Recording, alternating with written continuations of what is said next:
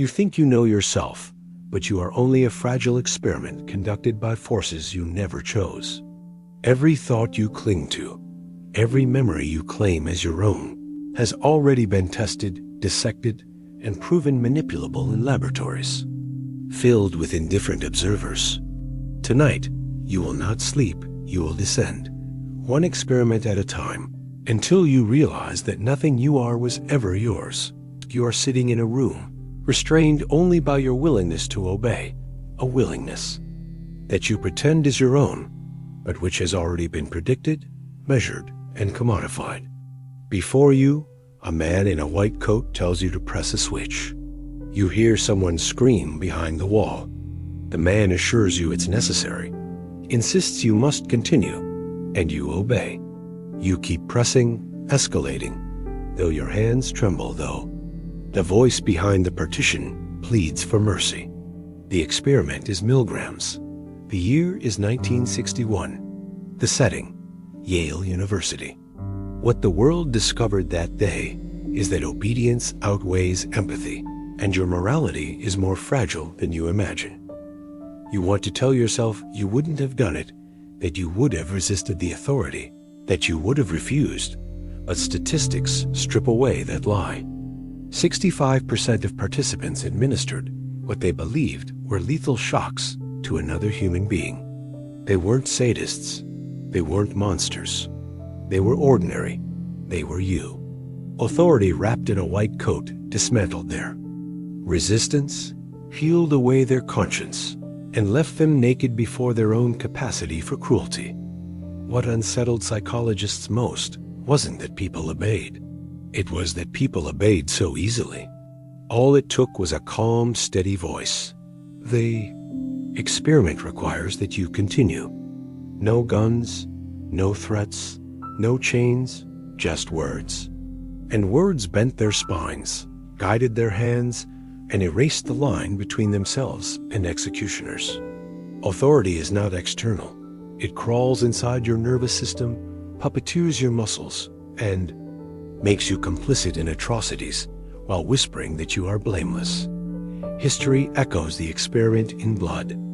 Nazi Germany, the Rwandan genocide, the gulags, all of them structured around obedience masquerading as duty.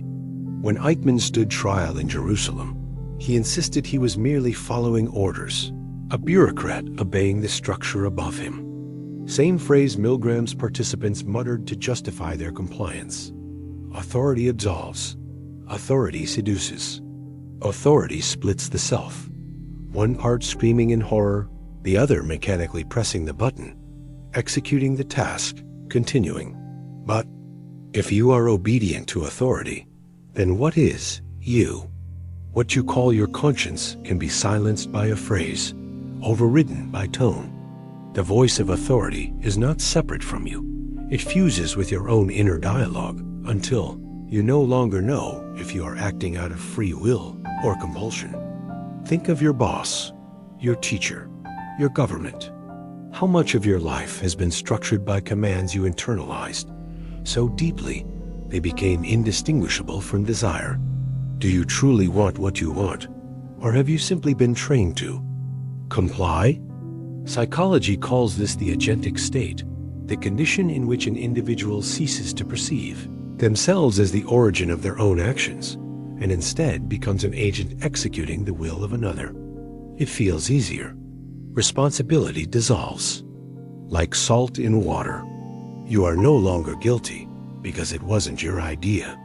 Yet the blood still dries on your hands. The paradox is clear. The more you deny responsibility, the more responsible you become. And you can't escape by claiming awareness. Awareness doesn't protect you from obedience. It only illuminates how hollow your resistance is. In Milgram's study, participants sweated, shook, begged to stop, but still continued. Knowing it was wrong did not stop them. Morality is not the armor you think it is. It is a decoration that authority removes like clothing, leaving you exposed, compliant, shivering in your obedience. Even now, you obey countless invisible commands. You obey the stoplight. You obey the market. You obey the structure of language itself, speaking in patterns you did not invent, trapped in grammar that governs what you can think. You obey the norms of politeness, smiling when you don't want to, shaking hands when you'd rather not, swallowing rage because it isn't appropriate. And each time you comply, you tell yourself you chose to, that you are autonomous. When the truth is simpler and darker, you were instructed, and you obeyed. Imagine this. If Milgram's experiment were repeated with you today, the same setting, the same voice in the white coat, would you be one of the 35% who stopped, or the 65% who killed? You want to choose the minority, but wanting is not enough. The experiment didn't test morality. It tested the gap between belief and action. And action betrayed almost everyone. The deeper terror is that the experiment never ended. It is replayed every day in workplaces, governments, armies, relationships. Every time you hear, "That's just the way things are," and nod. Every time you enforce rules you didn't create. Every time you continue pressing a button you know causes harm because someone told you it was necessary. Authority doesn't need chains. It only needs your willingness to displace your guilt. Now consider the chilling question. If your hands can be guided into killing a stranger with nothing more than a calm instruction, then what other parts of you are already controlled? By voices you mistake for your own? You believe your mind is private, that your inner world belongs only to you. Yet your body leaks signals you cannot control, tiny betrayals that reveal more about you than words ever could. The experiment is called the still face paradigm. Picture it. A mother interacts with her infant, smiling, cooing, responding. Then, on the researcher's signal, she freezes her face blank, emotionless, a mask. Within seconds, the baby collapses into panic, flailing, screaming, desperate to pull life back into the mother's gaze. The infant's nervous system is shattered not by violence, not by neglect, but by the sudden absence of feedback. Your sense of self was forged in this crucible, sculpted by the responses or silences of others. From your first breath, your reality was not your own. You were a reflection, a feedback loop waiting to be completed. When your cry was met with touch, your brain wired safety. When your smile was mirrored, you learned joy. When you were ignored, or when the faces around you froze, you internalized emptiness. You learned that your existence was conditional on recognition. This is not just theory, it's neurology. The orbitofrontal cortex, the anterior cingulate, the amygdala, they fire not in isolation, but in response to the gaze of another. Your sense of I was never autonomous. It was borrowed. What does this mean for you now? Grown, pretending independence. It means that your identity is still porous, still dependent, still trembling at the edges of every interaction. You think your confidence, your calm, your personality are solid, but they are paper thin, fluttering in the winds of facial feedback. A stranger frowns at you on the street, and your nervous system recoils. A manager raises an eyebrow, and suddenly you doubt yourself. A friend looks away mid-conversation, and you feel invisible. Your body responds before thought, before choice, and it goes deeper. Research in social neuroscience has shown that the human brain contains mirror neurons, cells that fire both when you perform an action and when you see someone else perform it. These neurons dissolve the barrier between self and other, ensuring that you are never fully separate. When you watch someone smile, your brain rehearses the smile. When you watch someone suffer, your pain circuits ignite. But when the face opposite you goes still, when the connection is severed, the brain collapses into confusion. You crave recognition as desperately as oxygen. You are not an individual. You are an echo chamber. This dependency is not benign. It is weaponized. Advertisers, politicians, manipulators, all of them understand that the human face is a lever into your nervous system. A well-timed smile sells products. A carefully rehearsed scowl creates obedience. Even in courtrooms, juries are swayed not by evidence, but by micro-expressions, fleeting facial tics that bypass rationality and dig straight into your gut. You think you're logical, but the truth is, your brain listens to faces before it listens to facts. History whispers this truth in horrors. Think of cults, their leaders radiating warmth, charisma, unwavering eye contact. Think of dictators, their stern portraits looming over entire nations, freezing a population into silent compliance. The still face, scaled up to the size of a country, teaching millions that recognition will vanish if they disobey. The infant's panic never leaves you. It merely mutates into adult submission. Consider your own life.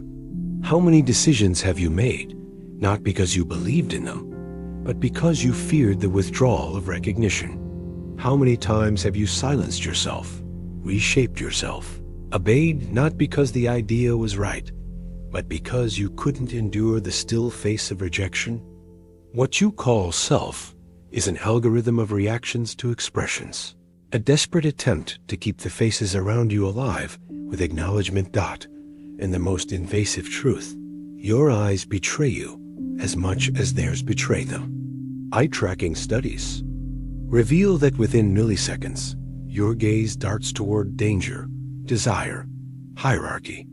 The direction of your pupils predicts your choices before you are aware of making them. Your eyes leak secrets your mouth could never confess. They tell others who you fear, who you want, who you obey. Privacy is an illusion. Your biology spills you open. Even when you try to resist, your face betrays you in return. Micro-expressions, documented by Paul Ekman, reveal hidden emotions in less than a fifth of a second. Anger, disgust, fear. Your skin exposes you faster than thought. You can lie with words, but your biology tells the truth.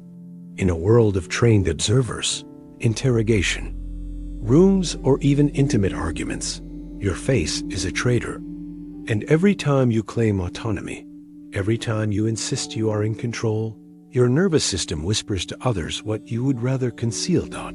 So tell me, if your very sense of self was created in the mirror of another's eyes, if your body endlessly leaks what you cannot admit, if the stillness of another's face can shatter your identity in seconds, then where, exactly, do you exist?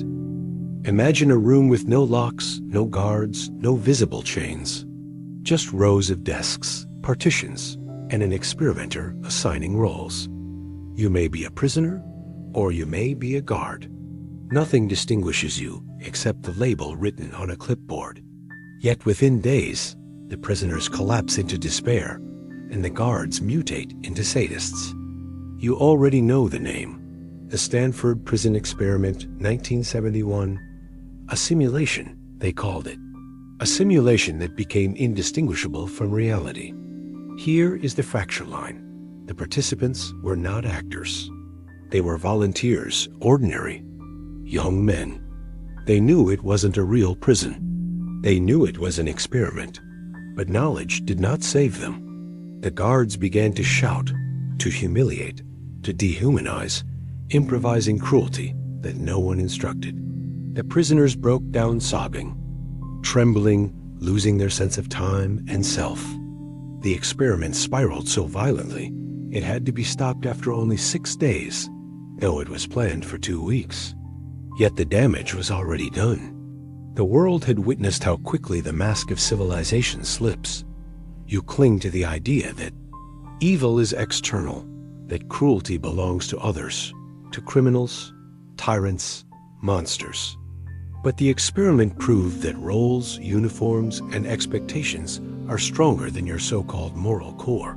Give someone a title, and they transform. Place a person in the role of guard, and cruelty becomes not a choice, but a performance, demanded by the role itself.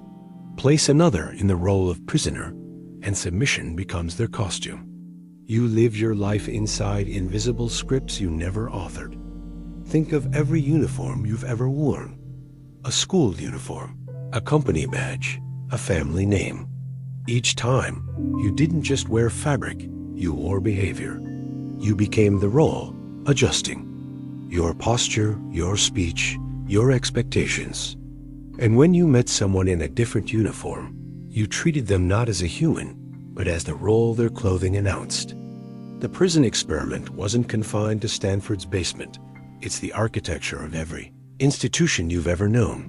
Psychologists call this de-individuation, the process by which personal identity dissolves in group contexts, replaced by the mask of role and crowd. De-individuation explains lynch mobs, war crimes, corporate corruption. It explains why online anonymity produces cruelty, why uniforms breed obedience, why even you behave differently depending on the group you're in. Your individuality is not stable. It evaporates under the heat of collective identity. History confirms it. Think of Abu Ghraib. American soldiers, ordinary young men and women, photographed laughing as they humiliated prisoners, stacking naked bodies, dragging men on leashes, posing with corpses. Every one of them, when questioned, spoke of orders, of roles, of the situation, just as the guards in Stanford did, just as Milgram's participants did, just as every obedient citizen does when cruelty becomes systemic. Authority and role intersect, and your self dissolves.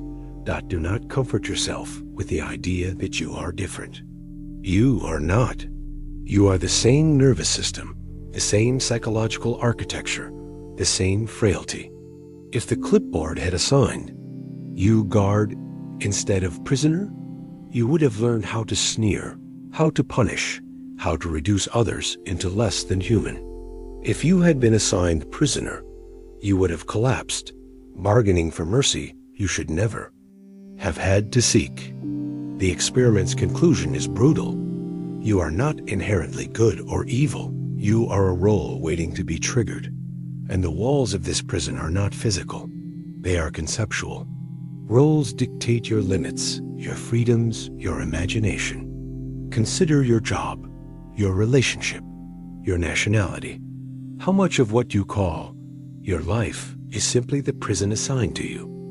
You obey schedules, dress codes, expectations. You perform routines because deviation feels dangerous, punishable. The bars are invisible, but you feel them every day. The Stanford experiment ended in scandal, its ethics questioned, its methods attacked. But even if you strip away the exaggerations, the truth remains. People fracture under roles. Identity is not a fortress. It is wet clay pressed into molds by context. Your so-called self is a costume that changes depending on which stage you are ordered to stand upon. Here is the cruelty. Even when the experiment ends, even when the walls are dismantled, the prison lingers in the mind. Some of the participants admitted they never fully escaped the roles. The guards carried guilt. The prisoners carried shame. The experiment stopped, but the internalization did not. And if 6 days could carve scars so deep, what do you think a lifetime of roles has done to you? So tell me, if all it takes to turn you into either a prisoner or a tormentor is a clipboard's assignment, then what are you, stripped of the roles you wear every day? Stand in front of a mirror. Look at yourself. You think the reflection is you, that the face gazing back is stable, continuous, certain, but the mirror is already lying. The image is reversed, distorted, delayed by microseconds.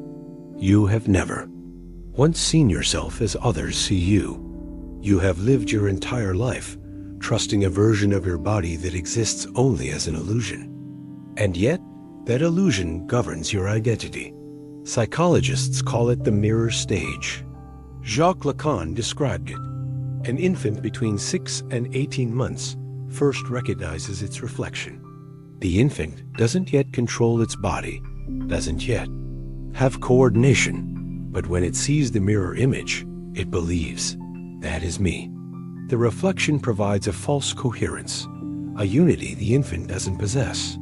From that moment forward, your sense of self is structured not by who you are, but by who you think you appear to be. You were born into alienation, forever chasing an image that is not you.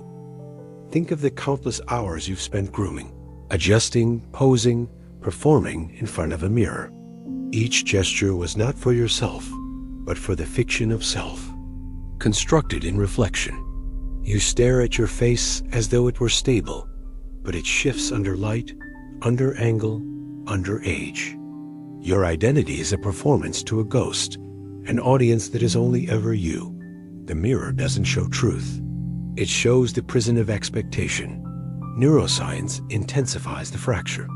The brain does not process your face as a whole, but as fragments: eyes, mouth, jawline stitched together in milliseconds. Your sense of self-image is a collage, not a unity. The famous rubber hand illusion reveals how fragile this bodily sense is. When a fake hand is stroked in synchrony with your hidden real hand, your brain adopts the rubber as your own. You feel ownership over plastic. Your body schema, a map of me, is so malleable it can be rewritten by mere suggestion. If your brain can be tricked into adopting a rubber hand, then how much of your body's ownership is a hallucination? And consider the Capgras delusion, a neurological disorder in which patients recognize loved ones but insist they are imposters. The face is familiar, but the emotional resonance is gone. Recognition without affect becomes alienation. If this can happen in illness, what does it say about you in health? That your sense of others and of yourself depends entirely on fragile wiring, susceptible to rupture at any moment. You are always one misfiring circuit away from believing your reflection is a stranger. History obsesses over mirrors for this reason. Ancient myths warned of their danger: Narcissus drowning in his reflection, Perseus using a mirror to kill Medusa, cultures that covered mirrors after death, lest the soul be trapped. These weren't superstitions. They were intuitions about the instability of self. The mirror reveals, but it also fractures. It promises truth, but delivers only surface. And yet, you cannot stop looking, because without it, you collapse into uncertainty. Think of your digital mirrors: selfies, profile pictures, video calls. Each image is filtered, curated, reversed, edited, until you no longer know which version is closer to real. Are you the raw face in the bathroom mirror, or the smooth photograph you upload? Are you the shaky reflection in a store window, or the pixelated square on a colleague's Zoom screen? You are fragmented across 1,000 surfaces, none of them whole, none of them you. This is the recursive horror. You cannot see yourself directly. Your eyes face outward. You depend entirely on mediated images, mirrors, photographs, other people's descriptions. Your identity is constructed from echoes. You have never encountered yourself firsthand. You are, by definition, alien to yourself. If your reflection is a lie, if your body schema can adopt rubber hands, if your self-recognition depends on fragile circuits that can fail at any moment, then what do you actually possess that is stable? You cling to continuity, but continuity was an illusion granted to you in infancy. A mirror's trick that you've been chasing ever since. So when you next gaze at yourself, when you adjust your hair or smile to test the shape of your face, ask, who are you performing for, if the reflection was never yours to begin with? You believe your memories are your anchor, the core evidence that you are continuous across time. Without them, you fear you would dissolve. Yet research has shown again and again that memory is not a recording. It is fabrication. Every recollection you hold is less a replay than a reconstruction, stitched together from fragments, assumptions, and contaminations. What you call your past is nothing more than a hallucination that feels true. Consider the work of Elizabeth Loftus. In her famous experiments, She implanted false memories into subjects with terrifying ease.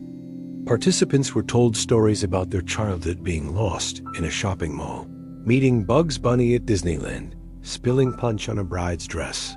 None of these events ever happened. Yet when asked later, many participants confidently remembered them, even supplying details. The color of the mall floor, the sound of Bugs Bunny's voice, the texture of the wedding dress. Fabrications became indistinguishable from truth. Think of what that means. If suggestion alone can rewrite your past, then how many of your cherished memories are already contaminated? Every conversation about the past alters it. Every photograph retroactively colors it. Each time you remember, the memory destabilizes and is rewritten in the act of recall. Neuroscience calls this reconsolidation. Memory is plastic, not permanent. Every time you retrieve it, you edit it, which means the memory you cling to most tightly is the least trustworthy because it has been rewritten the most. Now layer history on top of psychology. Courtrooms have convicted thousands based on eyewitness testimony, despite decades of research proving eyewitnesses are unreliable. People swear they saw what they did not. They testify with certainty about things that never occurred, and lives are destroyed on the altar of false confidence. If society itself cannot distinguish truth from memory, then how can you? But the fracture cuts deeper. Consider the Mandela effect: large groups of people misremembering the same detail. The Monopoly man never wore a monocle, yet millions insist he did. Luke, I am your father, was never spoken in Star Wars, yet countless recall it. This is not about trivia. It is about the terrifying possibility that collective memory itself is unstable. You exist in a shared hallucination where crowds can misremember in unison, reinforcing falsehood into consensus. If your community's memory is broken, then what does it mean for your own private past? The horror is not only that your memories can be false, it is that you cannot tell the difference. Emotional intensity, vivid details, gut certainty none.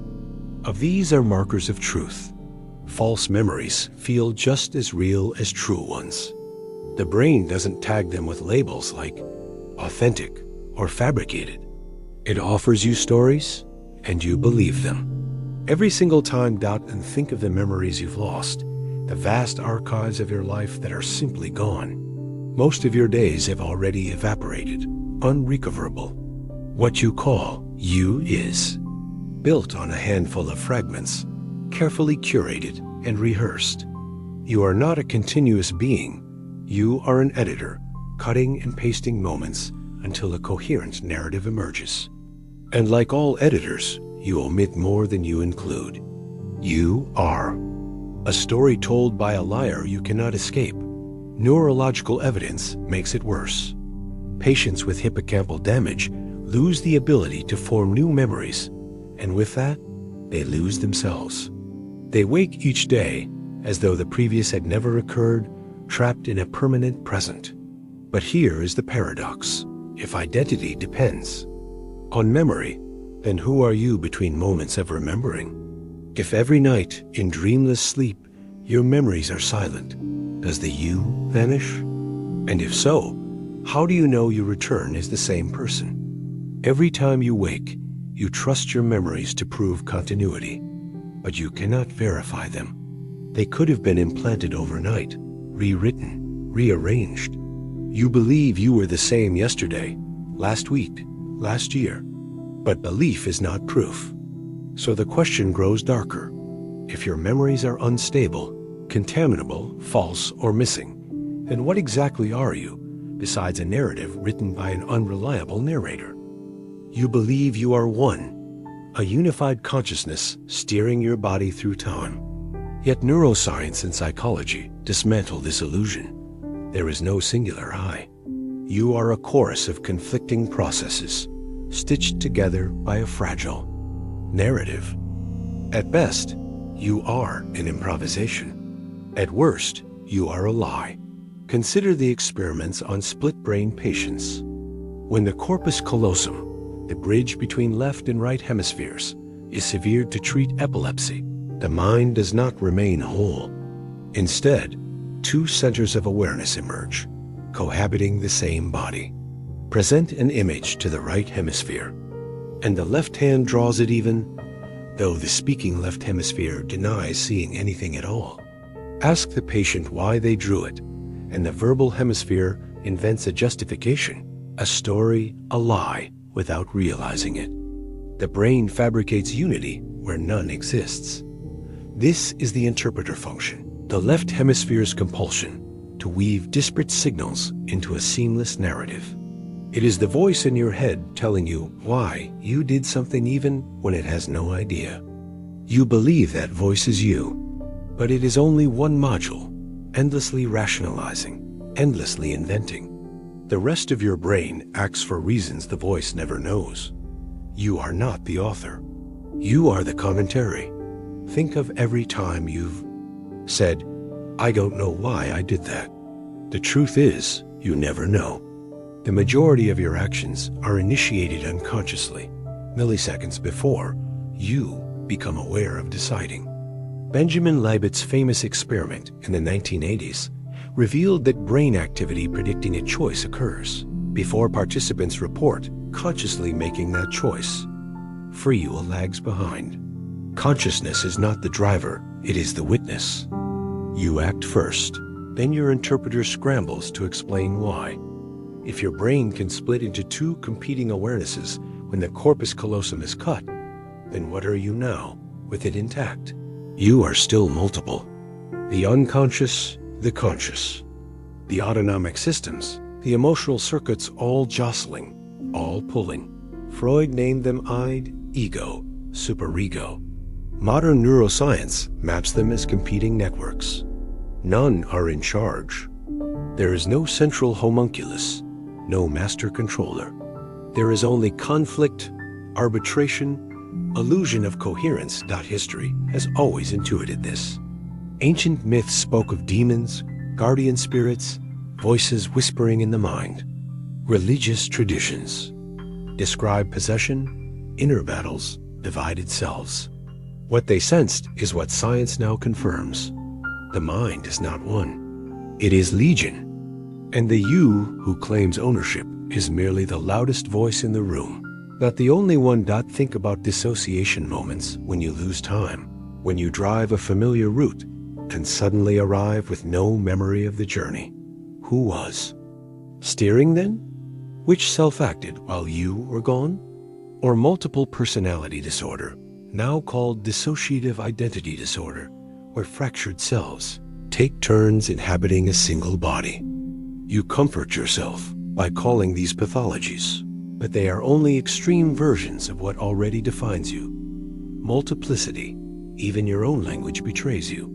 You say, part of me wants this, part of me wants that. You speak of yourself as plural because you are plural. One fragment hungers, another fears, another rationalizes.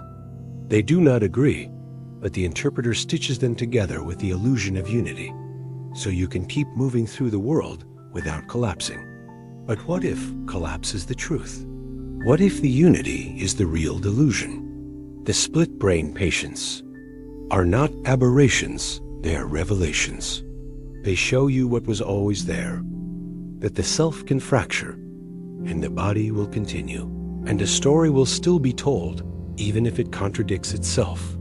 You are not one voice, but many, and the harmony you think you hear is only a cover for dissonance. Here's the abyssal question.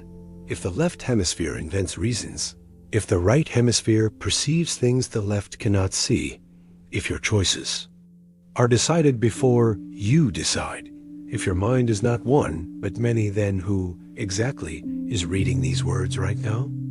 You believe you move through time, carried forward by an arrow, anchored by a past and reaching toward a future.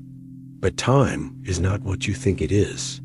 Physics, psychology, and history all conspire to show that your experience of time is not only distorted but constructed, stitched into place by processes you cannot control. The flow you feel so deeply may be nothing more than an illusion. Start with neuroscience. Experiments reveal that your perception of now spans about 3 seconds. Beyond that, you are not truly present. You are recalling, predicting, assembling. The specious present, William James called it. What you think is a moment is already an accumulation of fragments, a stitched-together window. Your consciousness lags behind events, like a delayed broadcast. Every word you hear, every sight you see, is already passed by the time you register it. You live in delay. Consider the color phi phenomenon. 2 colored lights flash in rapid succession, in different positions. You perceive a single light moving from one point to the other, changing color mid-flight. But there was no such movement, no such object. Your brain rewrote the timeline to create coherence, which means this: your brain doesn't record time, it edits it. It alters the sequence of events after the fact. Your perception is not a stream, it is an afterimage. Now consider physics. Einstein demolished the idea of absolute time. Relativity shows that time dilates, stretches, contracts, depending on velocity and gravity. 2 clocks traveling at different speeds or resting in different gravitational fields will not agree. Time is not universal. It is local, elastic, unstable. And quantum mechanics fractures it further. Some interpretations suggest the past itself is probabilistic until observed, meaning your memory of what was depends on the act of measuring. But if time is elastic, if simultaneity is relative, if the present is a construction, then where exactly do you exist? You tell yourself you are here, now. Yet physics denies a universal now, and psychology denies that you ever truly grasp it. You are always already late, always already. Reconstructing, never truly present. History reveals another distortion. Cultures conceive of time differently. The Western mind imagines time as linear, forward-driven, a progression. But many indigenous cultures conceive it as cyclical, spiraling, recurring. In the Hindu concept of kalpas, universes are created and destroyed across vast cycles. The Maya saw epics rising and collapsing in repeating patterns. If time is cultural, then your sense of direction is not truth, but programming. Your arrow of time is only one myth among many. And memory entwines with this. You think of your past as stable, but as we saw, it is malleable, constantly rewritten. The same is true of your future. Studies show that imagining the future activates the same neural networks as remembering the past. Your brain cannot distinguish planning from remembering, which means your future is as false as your past, and the present is a hallucination. You live nowhere at all. The real fracture comes with entropy. Physics tells us that the arrow of time exists only because disorder increases. Glass shatters, eggs break, stars collapse. But equations describing the universe work just as well backward as forward. Time's direction is not fundamental, it is statistical. If the universe began in low entropy, then disorder was inevitable. But what if the beginning itself is an illusion? Some cosmologists argue time may have flowed in 2 directions from the Big Bang, birthing a mirror universe where time runs opposite to ours.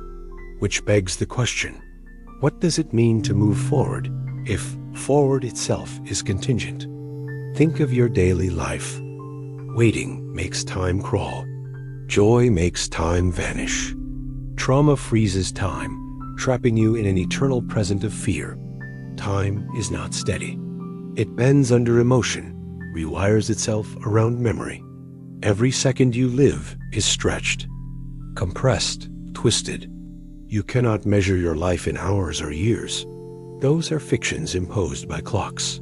Your life is measured in distortions, in irregular pulses of experience. And so the illusion shatters. You never had time. Not the way you thought, not linear, not stable.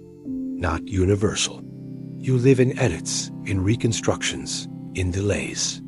You mistake coherence for reality, but coherence is only what your brain fabricates to prevent collapse.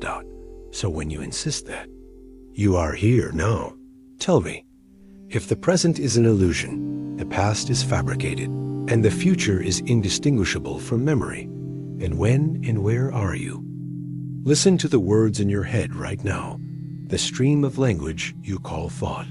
You take it for granted as your own voice, the private narration of your life. But is it? Where did that voice come from? Did you invent language?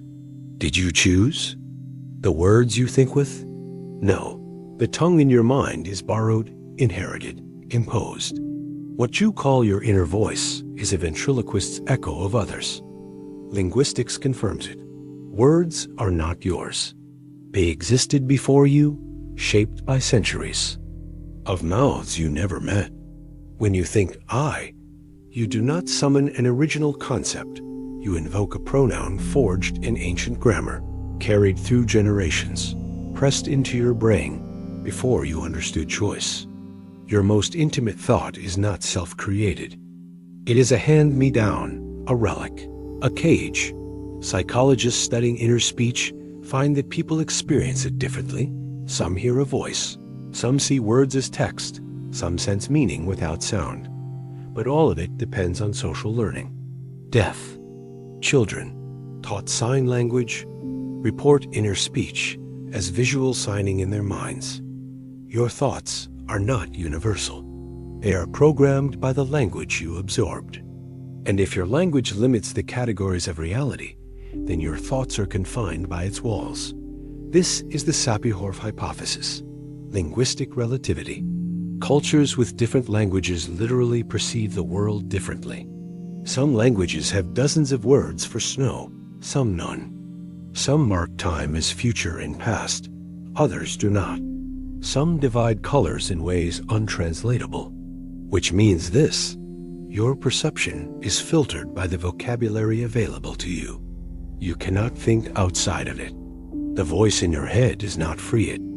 It is a prison guard, ensuring you never step beyond its grammar. Think of Orwell's Newspeak in 1984. Reduce the words, and you reduce the range of thought. This is not fiction, it is reality. Research shows that when people lack words for certain emotions, they struggle to identify or regulate them. Without shame, without grief, without ecstasy, the raw feeling blurs, unnameable, inaccessible. Language doesn't just express thought, it shapes it. Without words, concepts die unborn God, now turn inward. Do you ever notice that your inner voice often sounds like someone else? A parent's tone, a teacher's correction, a lover's judgment.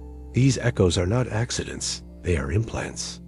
The psychologist Lev Vygotsky argued that inner speech originates in external dialogue, the voices of caregivers, authority figures, peers, internalized until they become indistinguishable from you.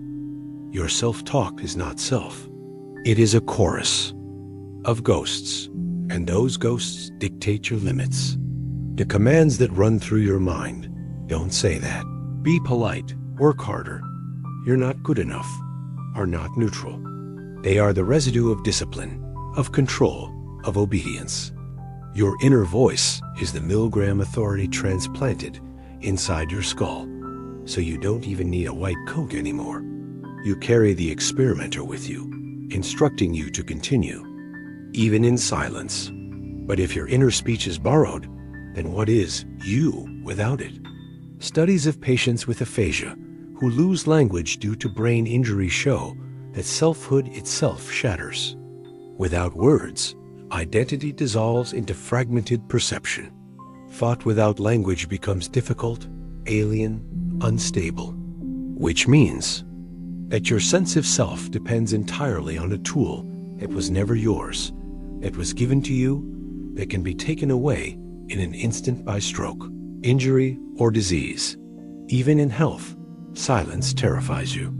Meditation, sensory deprivation, moments without distraction. What emerges is not peace, but the horror of realizing how loud the voices are. And the longer you listen, the more you hear how foreign they sound. You discover that you have been repeating phrases fed to you by others for years, mistaking them for originality. So tell me, if your thoughts are stitched from borrowed words, if your inner voice is a ventriloquist's echo of everyone who has ever spoken to you, then, when you think who is really speaking, you imagine yourself as free, guided by principle, capable of defiance. Yet history and psychology insist otherwise. You obey. You have always obeyed. You will always obey. Not because you choose to, but because you are wired to. Stanley Milgram's infamous obedience experiment in the 1960s revealed this with surgical precision. Ordinary people, shopkeepers, teachers, secretaries were told to administer electric shocks to a stranger in another room, increasing voltage each time the learner answered incorrectly. The shocks were fake, but the participants didn't. No, they believed they were delivering escalating pain, even potential death. Still, 65% of them went all the way to the maximum voltage, despite hearing screams, despite pleas to stop, despite silence that might have meant death. Why? Because a man in a lab coat told them to continue. Think about that. 2 out of 3 people will kill a stranger when instructed by an authority figure. No threats, no coercion, just an instruction. And the third who resisted? They only did so after extreme distress, trembling, sweating, begging the authority to release them from responsibility. Defiance is not your natural state. Submission is. The same pattern repeated in history's darkest hours. The Holocaust was not carried out by monsters alone, but by clerks filing papers, engineers designing railroads, guards following orders. Hannah Arendt called it the banality of evil, atrocity performed not with passion, but with routine obedience. Eichmann himself claimed he was just following orders. You may recoil, but Milgram proved you would likely do the same. Philip Zimbardo's Stanford prison experiment deepened the horror. Randomly assigned guards, given uniforms and sunglasses, descended into cruelty within days. They humiliated prisoners, forced them into degrading acts, inflicted psychological torment. The experiment had to be shut down early. Normal students became sadists, not because they were ordered, but because the structure gave them permission. Authority is not just external. It seeps into roles, uniforms, expectations. You obey not only people, but situations. Consider your daily life. You obey traffic lights, laws, workplace hierarchies, social norms. You stand in line without question. You lower your voice in a library. You pay taxes to systems you never consented to. You follow rules you never voted on. You do not notice because obedience is disguised as order. You call it civility, safety, responsibility.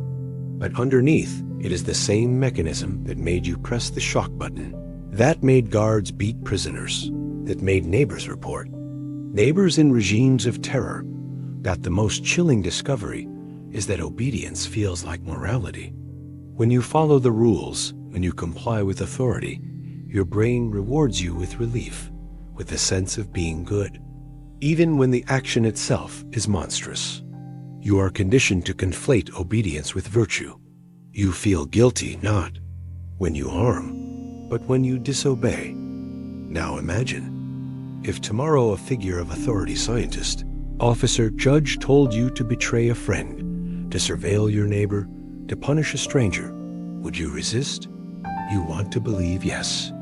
But belief is not evidence. History and experiments say otherwise. The lab coat, the badge, the uniform, they are stronger than your conscience. You carry this obedience inside you. The inner voice that chastises you, the sense of duty that compels you, the fear of standing out, they are internalized authority. You are not just controlled from without, you are controlled from within. Even alone, you obey. Even unseen, You regulate yourself. The leash no longer needs a hand.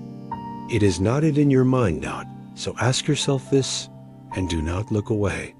When the moment comes, when obedience demands that you sacrifice morality, when the voice of authority clashes with the whisper of conscience, will you truly choose or will? You already have chosen long before, simply because you were told.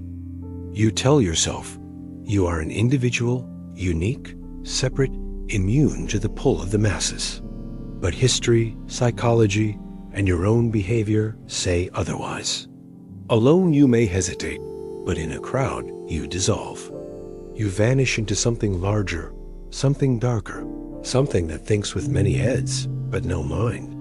Gustave Le Bon, In the Crowd, a study of the popular mind, 1895, warned that individuals, once absorbed into a collective, regress. Rationality erodes. Impulse takes command. Suggestibility increases. The person who might hesitate alone will scream, riot, lynch, or worship when surrounded by others doing the same. The crowd does not merely influence you, it consumes you, and you welcome the disappearance. The psychological term is de-individuation. In experiments, people masked or uniformed act with heightened aggression and cruelty. Soldiers, police in riot gear. Online users hidden behind avatars' anonymity unshackles inhibition. Zimbardo's Stanford prison experiment again revealed this. Sunglasses, uniforms, numbers replacing names. The guards' identities blurred, and what emerged was brutality. De-individuation frees the monster that waits beneath your face. History writes this truth in blood. The lynching mobs of the American South, crowds cheering public executions in medieval Europe, the frenzied rallies of Nazi Germany, the euphoric hysteria of Mao's Cultural Revolution. Millions of individuals, each privately claiming they would. Never, but together roaring approval at atrocity. In a crowd, horror becomes ecstasy. Modern life amplifies it. Social media is nothing but the digital crowd, anonymous swarms piling onto targets. Outrage feeding outrage until reputations are destroyed, suicide sparked, lives ended. The cancel mob is not new. It is the same psychology of the lynch mob, translated into pixels. And you participate. You click, you share, you amplify. Certain you are righteous, certain you are free. Even as you are swept along by a tide you cannot resist. But it is not only violence. The crowd devours even your desires, your beliefs, your identity. Studies of conformity, like Solomon Asch's famous line experiments, show this clearly. Participants were asked to judge the length of lines. When alone, they answered correctly. When surrounded by Confederates giving the wrong answer, the majority conformed, denying their own eyes. They saw truth but obeyed the crowd, and you are no different. When your peers laugh, you laugh. When they frown, you frown. You deny your senses to belong. The terrifying part is not that you sometimes conform. It is that you cannot know when you are conforming. When you stand in a cheering crowd, do you cheer because you believe or because the mass carries you? When you hate, do you hate because the feeling is yours or because it has been injected into you by the swarm? You never know. You cannot. No doubt the philosopher Elias Canetti called it crowd crystallization, the moment when fear and uncertainty vanish, replaced by the intoxicating sense of unity. Alone you tremble. In the crowd, you feel invincible. The paradox: you are weakest when you feel strongest, because you have surrendered your mind to the many. Even now, as you read, you are shaped by crowds you cannot see. The words I use were selected by cultural tides, historical movements, generational voices. The way you react, the chill in your skin, the unease in your stomach, has been rehearsed by countless others before you. You are not alone in your reading. The crowd is already here, pressing against your mind, directing your response. And so I ask you, if your thoughts bend to the pressure of others, if your voice dissolves into the roar, if your self vanishes. In the swarm, then in the moment of the crowd's frenzy, when you chant words you do not believe and raise your hand to strike, how will you ever know if it was you who chose? You trust your eyes. You believe that what you see is what exists. But vision is not truth, it is construction. Your brain manufactures images from fragments, guesses, shortcuts. The picture you think of as reality is not the world. It is a hallucination you've agreed never to question. Consider the blind spot in your retina. Each eye has a hole where the optic nerve exits, a patch of blindness. You never notice because your brain invents what should be there, painting and scenery. From context, you are literally blind to parts of the world, yet convinced you see continuously. Already the lie begins. Or think of the Muller-Lyer illusion. Two lines of equal length, one capped with inward arrows, one with outward. The one with outward fins looks longer, even when measured. You can know the truth, but you cannot see it correctly. Knowledge does not undo perception. Your brain insists on the lie. Neuroscience explains this. Vision is predictive. Your brain does not passively receive light. It actively guesses what light should mean. It uses memory, pattern, and expectation to build a model, filling gaps with assumption. Most of the time it works, but when it fails, illusions expose the trick. What you call reality is an internal story updated just enough to keep you from bumping into walls. Now extend this to memory. Experiments by Elizabeth Loftus demonstrate how easily false memories can be implanted.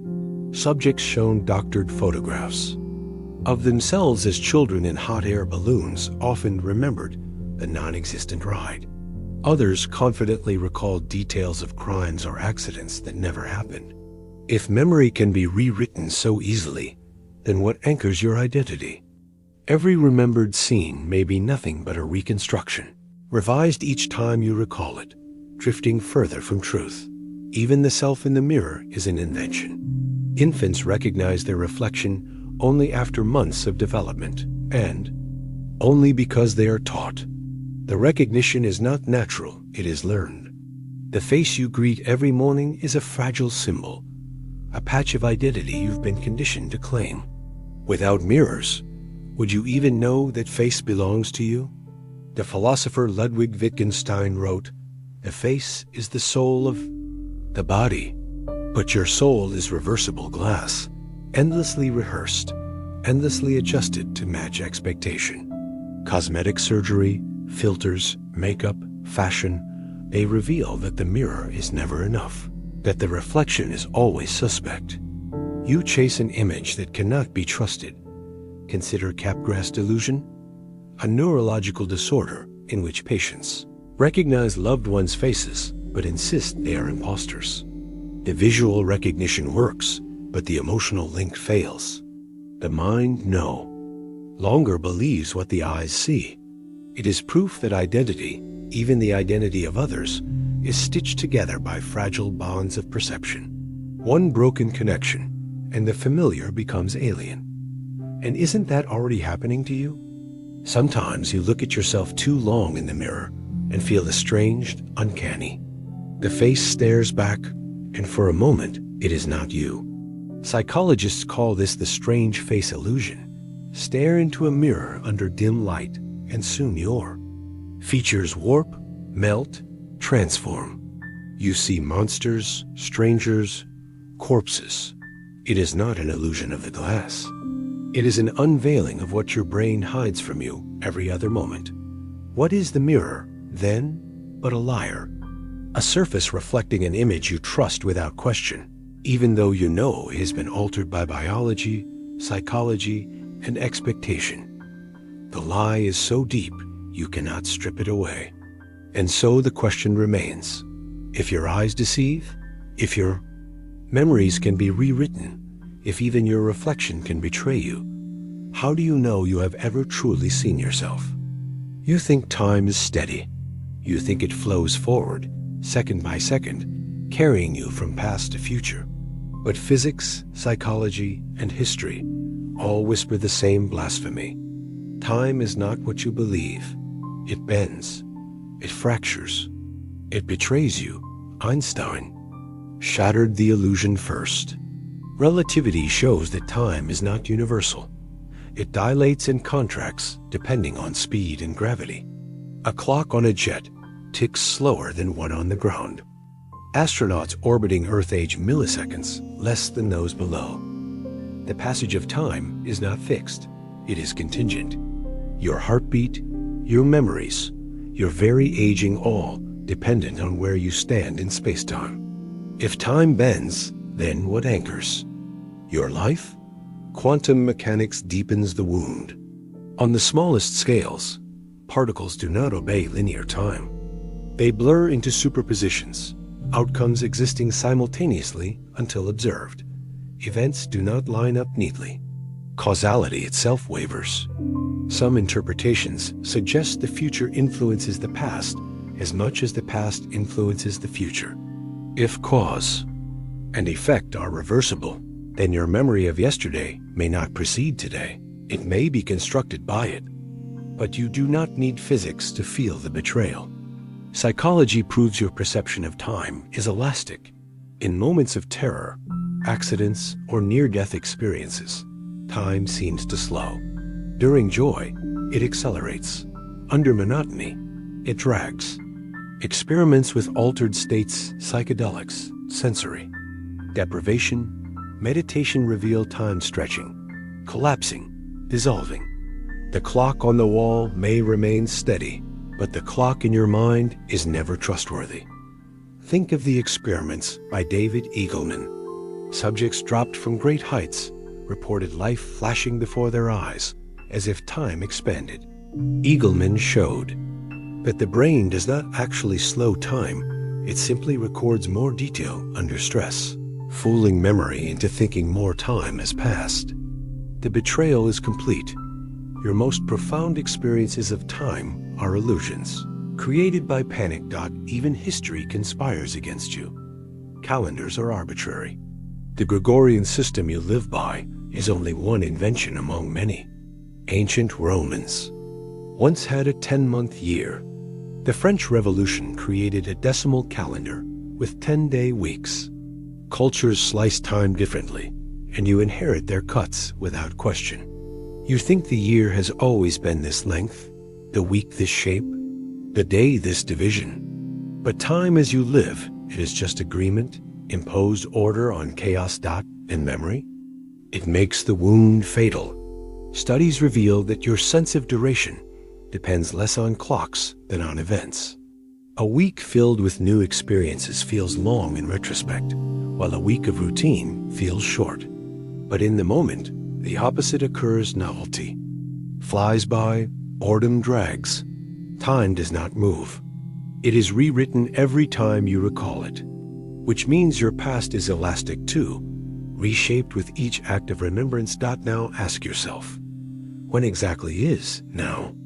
Neuroscience finds a lag between stimulus and awareness. Your brain takes hundreds of milliseconds to process signals before you experience them. What you call the present is already the past. You live permanently delayed, forever half a second. Behind reality.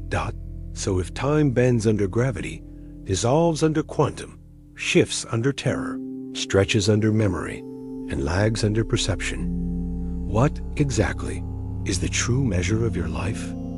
You cling to the idea of a continuous self, a thread of identity weaving through every year, every memory, every thought. But that thread unravels when pulled. What you call you is not a thing. It is a story told by a brain desperate for coherence. Consider Derek Parfit's thought experiments on personal identity. Imagine a teleporter that scans your body, disassembles it atom by atom, and reconstructs you perfectly on Mars. The copy has your memories, your voice, your mannerisms. It believes it is you, but the original body was destroyed in transmission. Did you survive? If yes, then identity is information, not flesh. If no, then every morning, when your body sheds cells and rewires synapses, countless deaths have already erased you. Which answer makes you comfortable? Neither. Buddhist philosophy reached the same conclusion centuries earlier. Anatta, the doctrine of no self. The self is not a permanent essence, but a bundle of aggregates: perception, sensation, consciousness, memory constantly changing. The river of self looks continuous, but no water ever stays the same. You confuse persistence with identity, forgetting that continuity can be faked. Modern neuroscience concurs. Split brain research shows two streams of consciousness cohabiting. One skull. Stroke patients sometimes lose half their visual field, yet behave as if the world is whole, confabulating what is missing. Amnesia can erase decades, and the patient still insists, "I am me." If self can persist through radical change, then it was never anchored, it was always an improvisation. Even memory, the cornerstone of your identity, betrays you. Each time you recall a moment, you alter it, like photocopying a photocopy, until it distorts. Childhood memories are contaminated by photographs, stories, repetition, until they are no longer experiences, but reconstructions.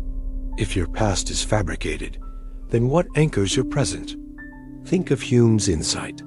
Look inward, and you never encounter the self-only thoughts, sensations, impressions, never the thinker itself. The I is not an entity, but a grammatical trick, a word masking absence. You do not possess a self, you possess the illusion of one, but illusion is not harmless. The insistence on a fixed identity drives fear of death, anxiety of aging, the desperate clinging to continuity. You imagine that when you die, the self will vanish, but what if it never truly existed in the first place?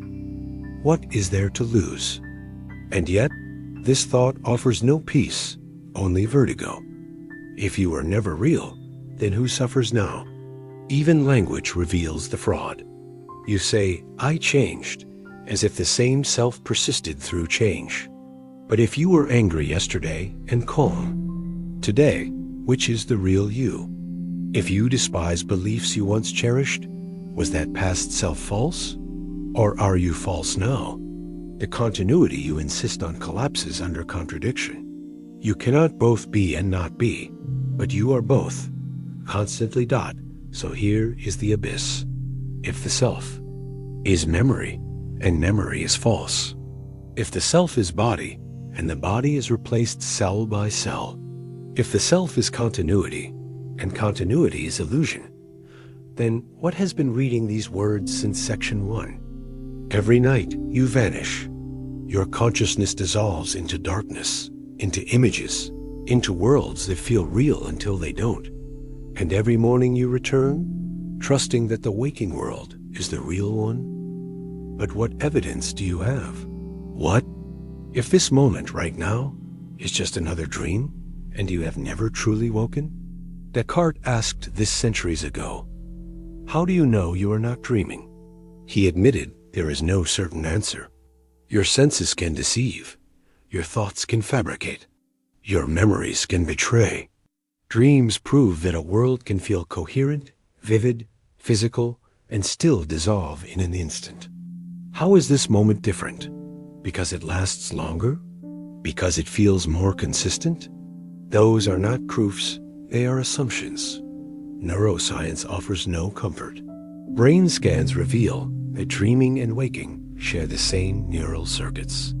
The brainstem fires, the cortex weaves narratives, and the dream becomes indistinguishable from waking until you awaken. Lucid dreamers prove the point further.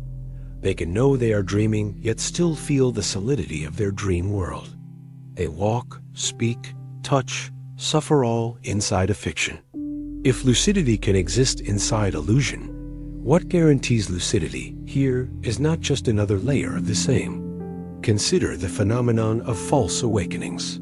Dreamers wake up, go about their routine, only to discover hours later that they are still asleep. Some endure multiple awakenings, each one convincing, each one shattered by another layer of dream.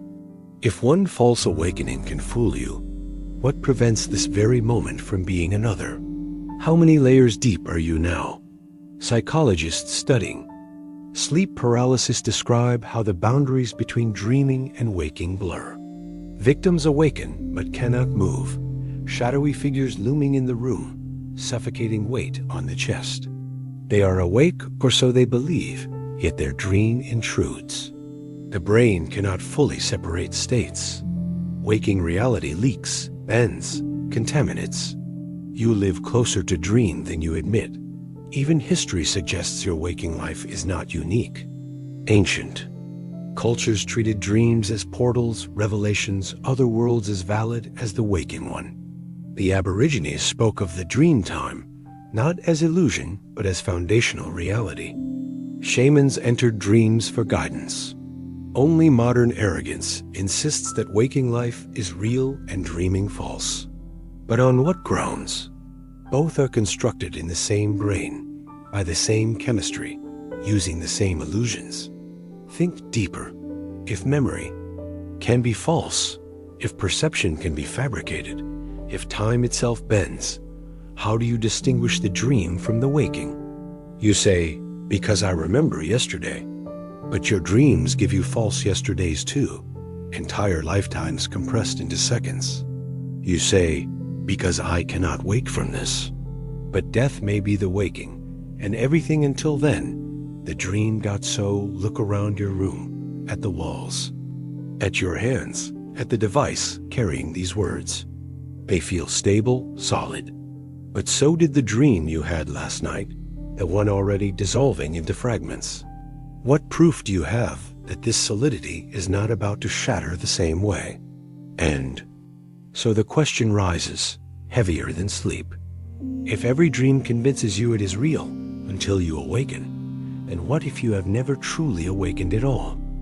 You assume your body is loyal, that it obeys your will, that it is you. But the truth is colder. Your body is an alien machine, operating on rules you do not control, betraying you in silence every second. Start with the heart. You do not command it to beat, yet it does, until it doesn't. It can falter without warning, plunging you into collapse. The same is true of every organ. Liver, lungs, kidneys, all working beyond your awareness until they fail. Your control over your body is a trick like a child pretending to steer a car with a toy wheel, while the real mechanism operates invisibly beneath.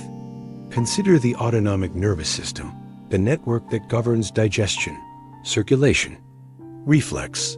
You do not decide to sweat when anxious, or blush when embarrassed, or tremble when afraid. Your body announces your secrets before you can speak.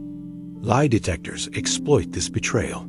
Your skin conductance, heart rate, and breath reveal truths you cannot hide. Your body does not serve you. It exposes you. Neurology drives the knife deeper. Patients with alien hand syndrome experience their own limb moving against their will, grasping, striking, sabotaging, while they watch in horror. The brain, split or damaged, reveals that control was never total. The hand was always an independent agent, temporarily aligned with your intention. That alignment is fragile. At any moment, your own flesh can revolt, or phantom limb pain. Amputees feel burning, cramping, stabbing in a limb that no longer exists. The body insists on its presence, even in absence. The brain cannot distinguish real from ghostly, flesh from memory. If sensation can emerge without substance, then how do you trust any sensation? Touch, pain, pleasure, all could be hallucinations of nerves firing with no object. Even hunger, thirst, desire, what you think of as choices, are chemical commands. Ghrelin surges, and you crave food. Dopamine spikes, and you chase reward. Oxytocin rises, and you call it love. You dress these impulses in noble language, but at root they are biochemical demands. You are compelled, not choosing. Worse still, your immune system may betray you entirely. Autoimmune disorders make your body attack itself, mistaking self for enemy. Multiple sclerosis, lupus, rheumatoid arthritis. Your defenses turn into assassins. The very system designed to protect you becomes the instrument of your destruction. And then there is cancer. Cells mutinying, breaking the covenant of cooperation, multiplying until they choke their host. Your body harbors treason within its very blueprint. You live only so long as your cells obey, but disobedience is written into their nature. The betrayal is inevitable, given enough time. Philosophers like Nietzsche spoke of the body as the true self, the mind its servant. But if the body is the self, then the self is treachery. For every system within you, immune, cellular, neurological, carries the seeds of revolt. Even your DNA mutates constantly. Replication itself introduces errors. You are not a stable being. You are a process of gradual failure. And you know this. Every gray hair, every wrinkle, every faltering step is your body whispering the same message. I will turn on you. I will abandon you. I was never yours to command. So answer me this. If the body is the only anchor of the self, and the body betrays itself at every level, then who, exactly, is left for you to be? You think memory is a vault, a preserved archive of your life, an unbroken record of what you have seen and felt. But memory is not a vault. It is a lie told to you by your own brain, a story rewritten each time you recall it. You are not remembering the event. You are remembering the last time you remembered it.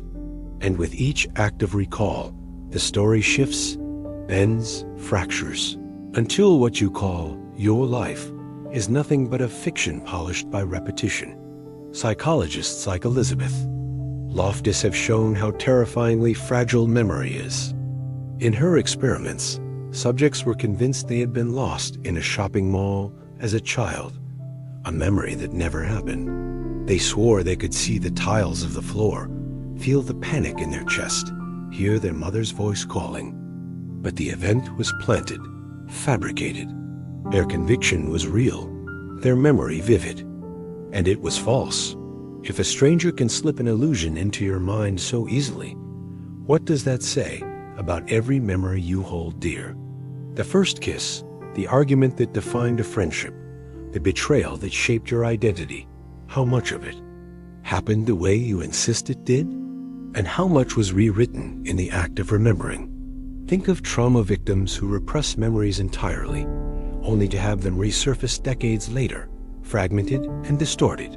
Were those fragments always there, buried like fossils waiting to be unearthed? Or are they reconstructions, inventions filling the gaps of silence? Science cannot answer with certainty. Your memory of pain, of survival, may itself be an invention. Then, consider déjà vu, the eerie conviction you have lived this moment before. Neurology suggests it is a glitch in memory encoding, the brain mistaking the present for the past. But in that instant, your conviction is absolute. You know you have stood here, said this, felt this before. If déjà vu can generate a perfect, false familiarity, then how many other certainties are fabrications you never question? And it goes further. Memory is not even stored in a single location, but distributed across networks of neurons. Destroy one piece, and the memory shatters. Studies on patients with hippocampal damage show entire lives erased, parents forgotten, spouses unknown, decades of existence wiped clean. To lose memory is to lose identity. Without the archive, who are you? Yet memory is not only fragile, it is weaponized. Propaganda relies on the collective rewriting of memory, convincing entire populations that the past was different, reshaping national identity by sculpting what people remember. History books are edited, statues erected or torn down, narratives imposed until memory itself becomes a battlefield. And you, with your personal history, are no different. You are susceptible to the same manipulations. You may cling to photographs, journals, recordings, as if they preserve truth, but even those require interpretation, and interpretation is memory's accomplice. A photograph captures a frozen smile, but you decide whether it was joy or a mask. The evidence is neutral. Your memory assigns meaning. Even the anchor drifts. And here is the bleakest truth. Every night, as you sleep, your brain erases. Memories are pruned, reorganized, compressed. Entire days are reduced to fragments, details discarded forever. You wake each morning with less of yourself than when you closed your eyes. You are a ship slowly dismantled plank by plank, still afloat, unaware of how much has already been lost, Dot. So tell me, if your memories are illusions, rewritten and erased without your consent, what proof do you have that you have ever lived at all? You believe you choose. You believe you are the author of your decisions, the sovereign mind steering its body through the chaos of the world. But free will is not a truth. It is the most seductive illusion. In the 1980s, neuroscientist Benjamin Libet conducted an experiment that shattered the very foundation of choice. He asked subjects to flex their wrists whenever they decided. Electrodes measured brain activity, while a clock recorded their reported moment of conscious intention. The result was devastating. The brain had already initiated the action milliseconds before the subject reported the decision. The body chose, and the mind arrived late, inventing the story of control. Later experiments deepened the wound. Brain scanners could predict, with alarming accuracy, which button a person would press up to 7 seconds before the person consciously decided. Your will is not free. It is a narrative, assembled after the machinery has already turned. You are the witness of decisions, not their author. This erodes more than philosophy. It dismantles morality itself.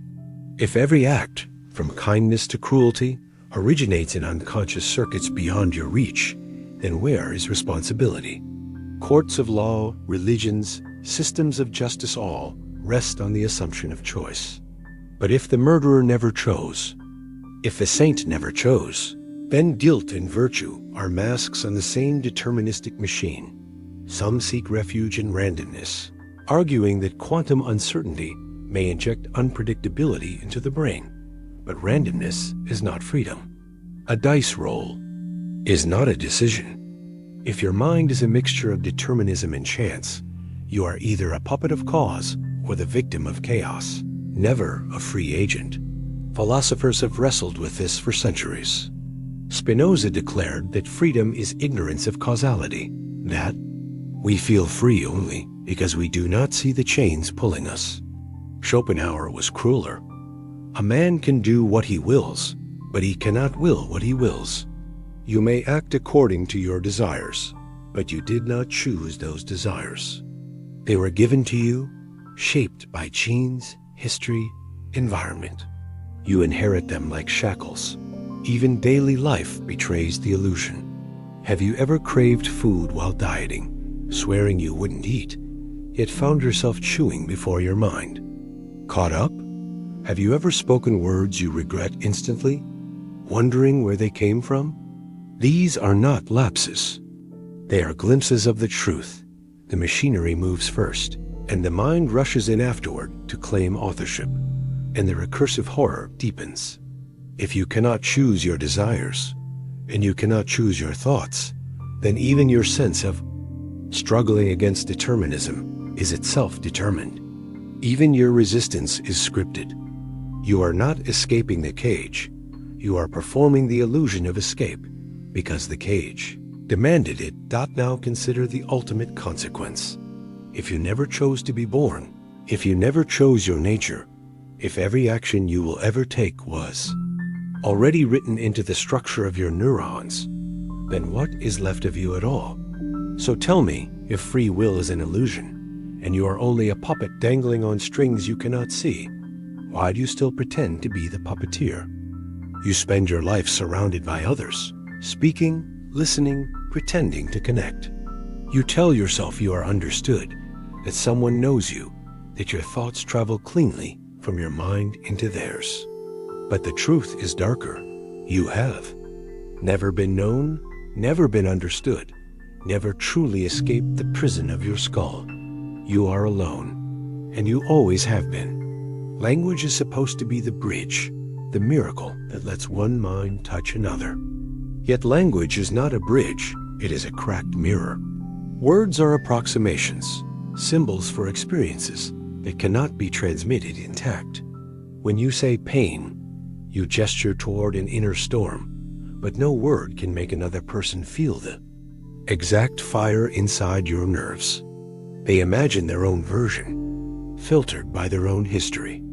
What you meant and what they hear will never align. Philosophers call this the privacy of experience. No matter how much you explain, the raw texture of your consciousness cannot be exported. You can describe the color red, but if someone is blind, no words will ever transfer its essence. You can describe grief, but your metaphors are shadows, never the thing itself. What you feel is yours alone, sealed inside a vault no one else can open. Psychology confirms this isolation. Studies of miscommunication show that even in simple exchanges, people consistently overestimate how well they've been understood. You believe your words carry precision, but in reality, they scatter, interpreted in ways you never intended. Your closest friend, your lover, your parent, none of them has ever truly heard you. They have only ever heard themselves reflected. Back, even intimacy cannot dissolve the solitude. Neuroscientists studying empathy find that mirror neurons fire when we see another in pain, but the firing is only a simulation, a guess.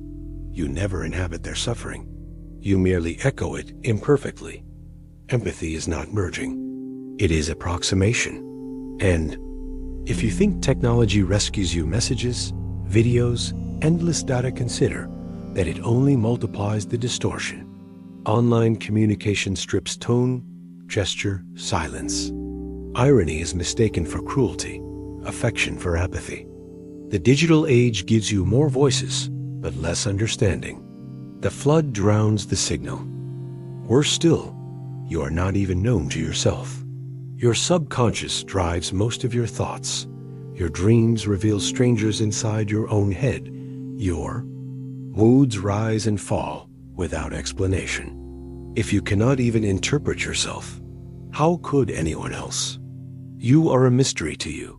A shifting figure behind fogged glass. History leaves echoes of this truth. Look at the letters of Kafka, never sent. Pages of loneliness he could not bear to give another. Look at Nietzsche, writing, "It is lonely to be surrounded by people who do not understand you." These were not failures of personality. They were glimpses into the universal fracture. No one escapes it. You may think love is the exception, the moment when two souls meet without barrier. But what is love except projection? You fall for the image you construct of another, an illusion made from fragments. They do the same to you. You do not love the other, you love the reflection of your own desires. And when reality surfaces, the illusion collapses, leaving you more alone than before. The recursive cruelty is this.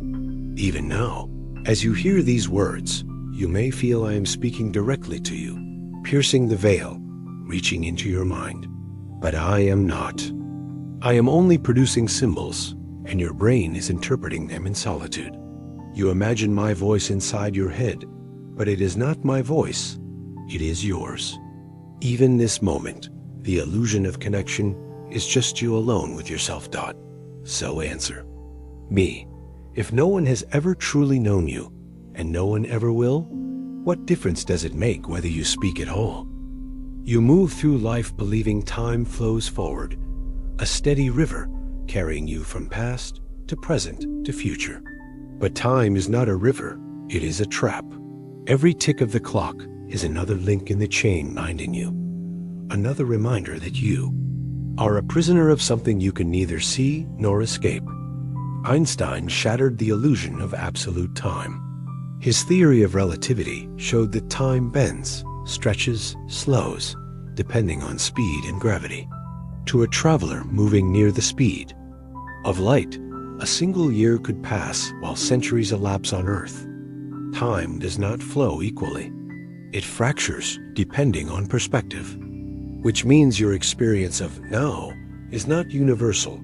It is provincial, local, provincial, doomed to vanish when compared against another's frame of reference. And physics takes the cruelty further.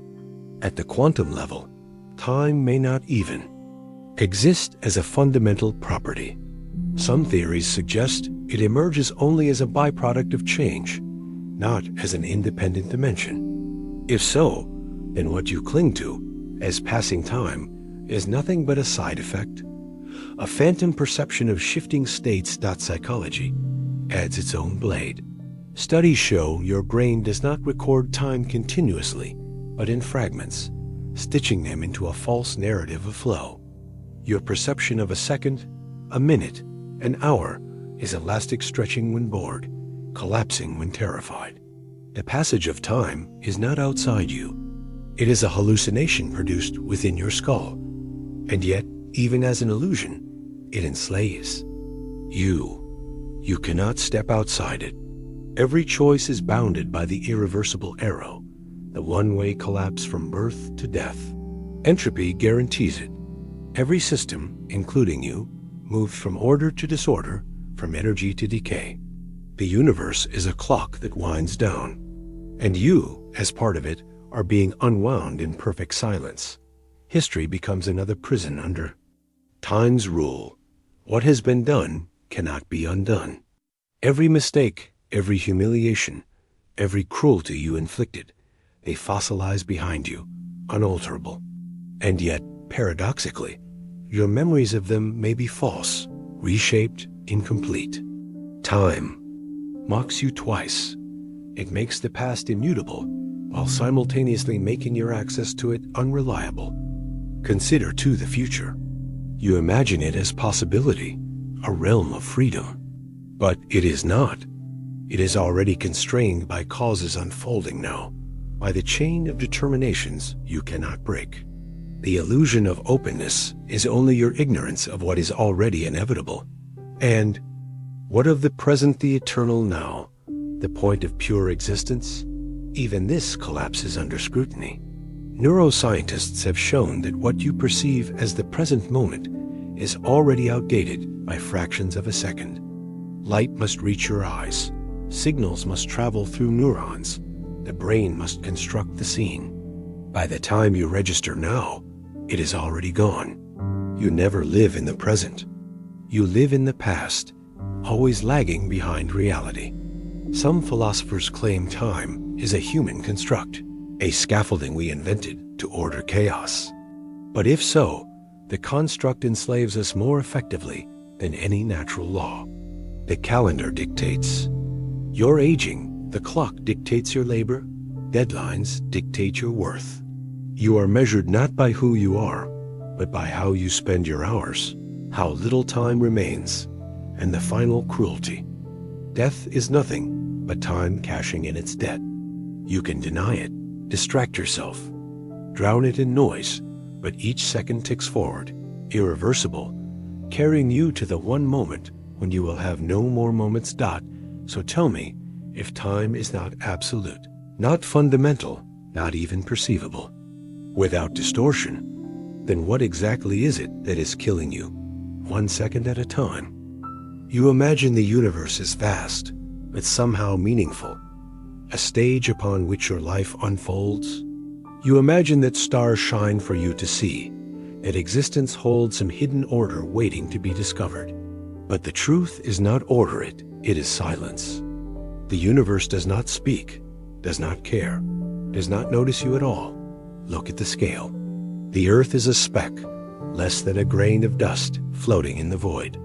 The Milky Way alone contains hundreds of billions of stars, and beyond it stretch trillions more galaxies. You are smaller than microscopic. Your entire species, with all its wars, monuments, dreams, could vanish, and the universe would not register. The absence. Astronomy confirms the silence. For decades, scientists have scanned the skies for signs of other intelligence. The SETI project, radio telescopes, searches for signals. Nothing. The Fermi paradox cuts deep, if the universe is vast and life is possible, where is everyone? The answer may be darker than solitude. Perhaps civilizations destroy themselves before speaking. Perhaps the distances are insurmountable. Or perhaps intelligence is so rare that you are effectively alone. And even if others exist, what would it matter? Their signals would take millennia to reach you. By the time you heard them, they might already be extinct. Communication across such gulfs collapses into irrelevance. To you, here now, the universe remains mute. Physics compounds the bleakness. The cosmos expands, galaxies racing away faster and faster. The future is an eternal darkening, stars burning out, black holes evaporating, heat death spreading until nothing remains but cold uniformity. Entropy ensures that even the beauty of starlight is temporary. Every light will go out. The silence will become absolute. Philosophers once argued that nature reveals God, that the heavens declare meaning. But modern cosmology offers no such comfort. The Big Bang birthed not purpose but randomness, quantum fluctuations blooming into matter and energy. You are the residue of an accident, and accidents have no meaning. Even the constellations you admire are illusions. The stars that form their shapes are not neighbors, but scattered across unimaginable distances. The patterns are inventions of your mind, projections onto chaos. You read stories in the sky because you cannot tolerate its indifference. And then, there is the cruelest silence of all, the cosmic microwave background. A faint hiss left over from the universe's birth, stretched and thinned by expansion, still humming across space. It is not a voice. It is not a message. It is simply the residue of creation itself, indifferent, cold. The only sound the universe offers is static. Your myths of meaning, destiny, divine order, cosmic justice are stories you tell yourself against the void. But the void does not answer. It never has. It never will. So ask yourself, if the universe is nothing but infinite silence, then what exactly do you think is listening when you scream into it? You assume the brain is you, that its thoughts are your thoughts, its choices your choices. But the brain is not obedient. It is a swarm, a tangle of circuits and chemicals that generates illusions of unity. You are not the master of it. You are its byproduct. Consider the phenomenon of blindsight. Patients with damage to their visual cortex insist they are blind. Yet when forced to guess the position of objects, they succeed at rates far beyond chance.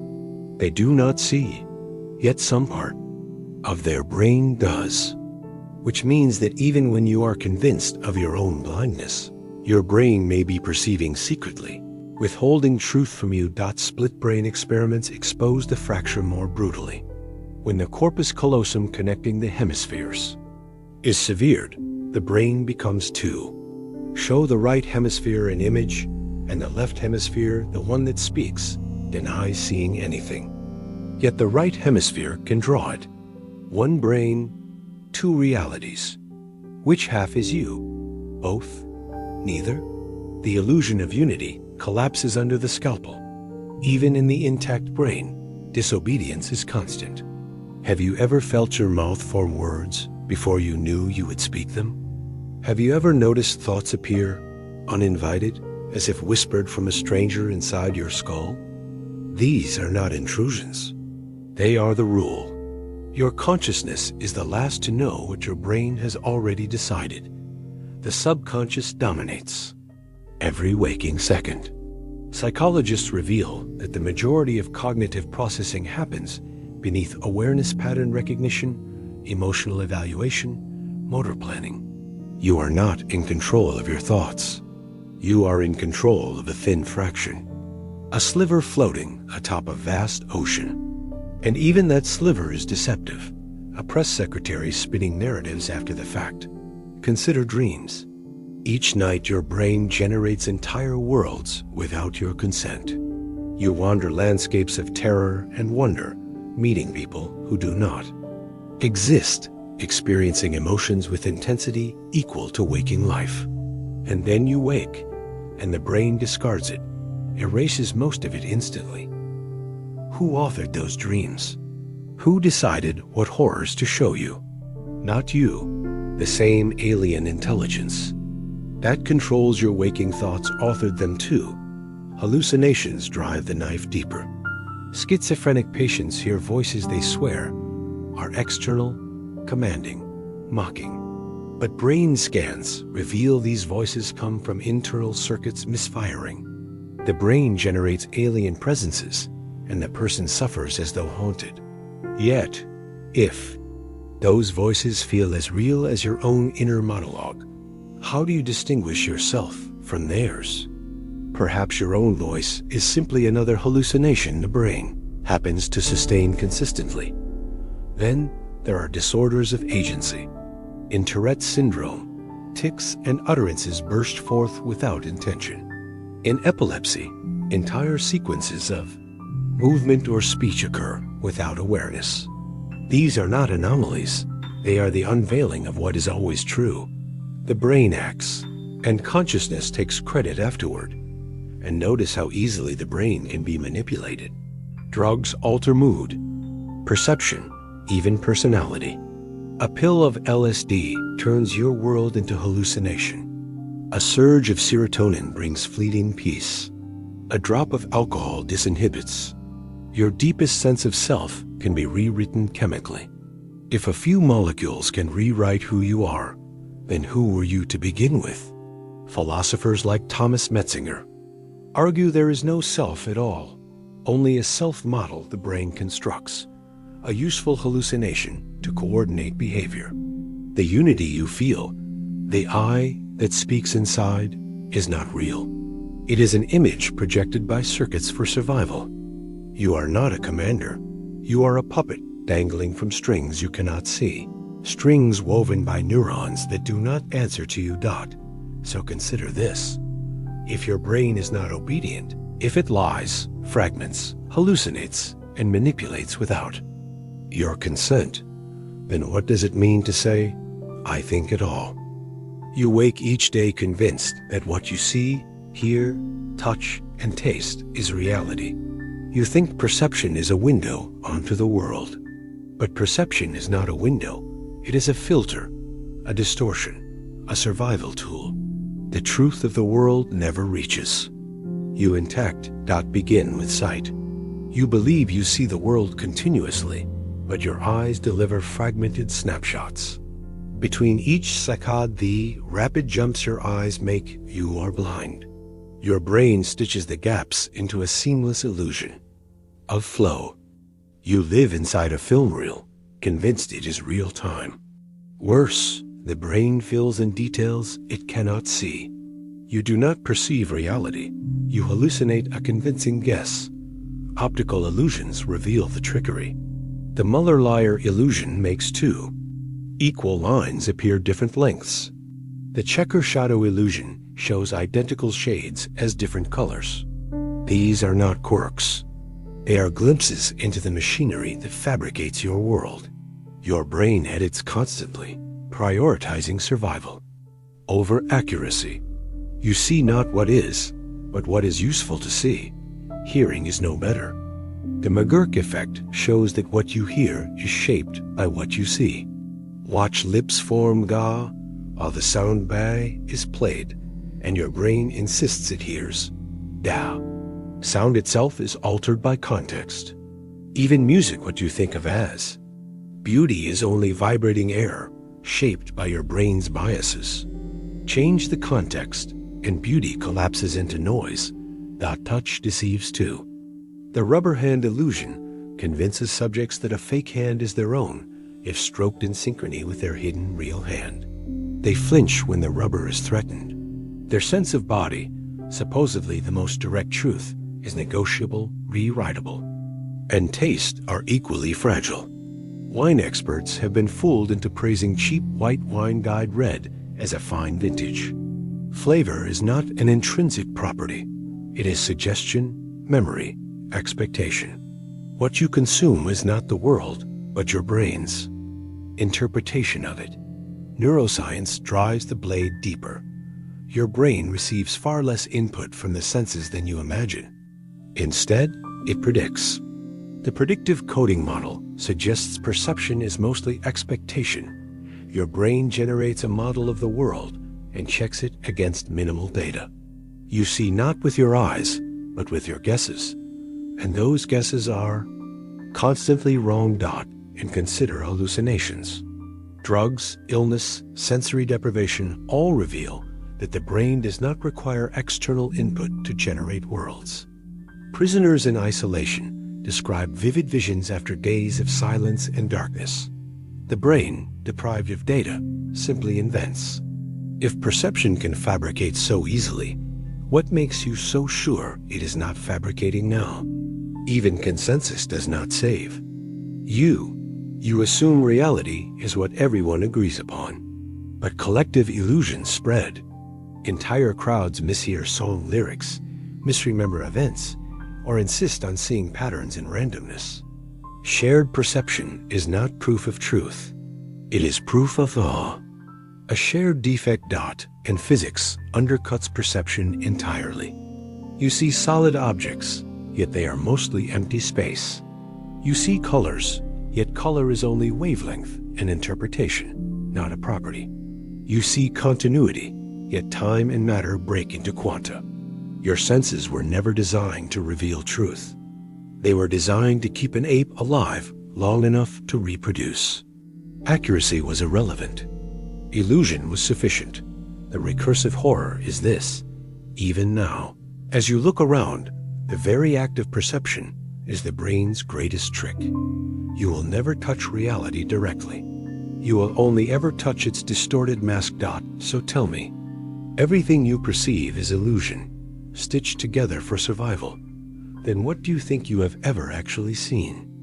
You imagine yourself rebellious, independent, guided by your own convictions.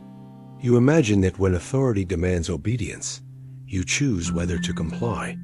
But history and psychology tell another story. You are built to obey. Consider the Milgram experiment conducted in the 1960s. Ordinary people were instructed by an authority figure to administer electric shocks to a stranger. The shocks, they believed, grew lethal. The stranger screamed, begged, then fell silent. And yet, the majority of participants continued to press the switch, urged on by nothing more than the words, "The experiment requires that you continue." They trembled, sweated, protested, but they obeyed. Why? Because authority is wired into you. From birth, you are trained to defer to parents, teachers, bosses, leaders. Evolution favors conformity rebels were often cast out, left to die alone. Obedience ensured survival within the group, and so you inherit that instinct, mistaking it for choice. The Stanford prison experiment revealed the cruelty lurking in obedience.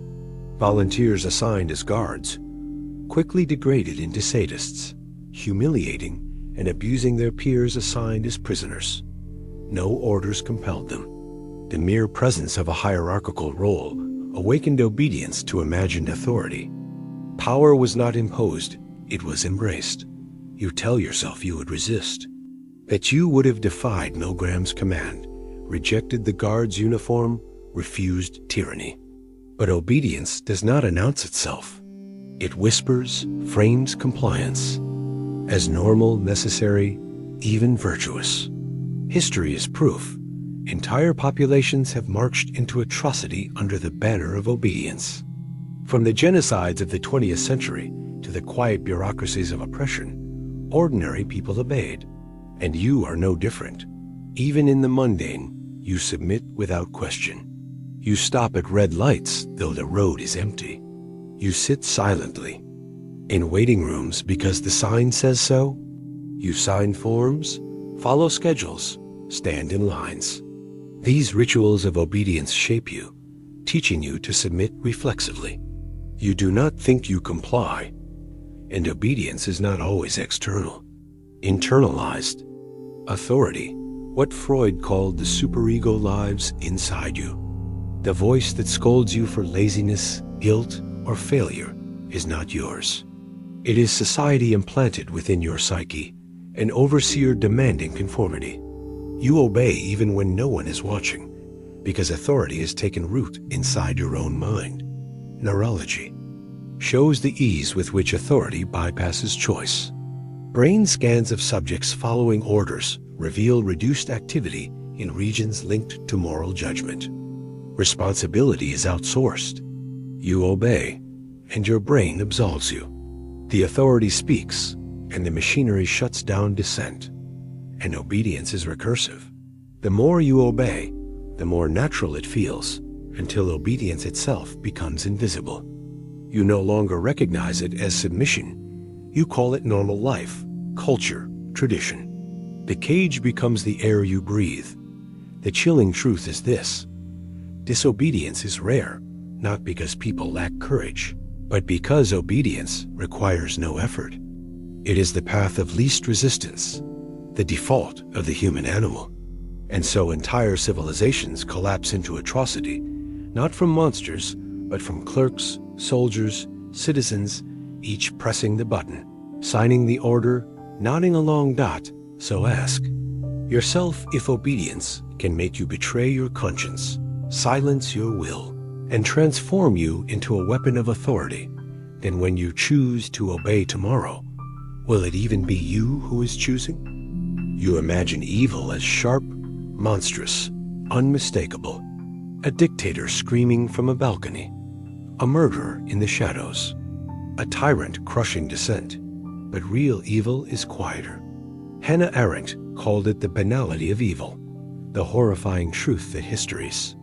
Worst crimes were carried out not by demons, but by clerks, secretaries, neighbors, ordinary people, just like you. At the trial of Adolf Eichmann, one of the key architects of the Holocaust, the world expected a monster.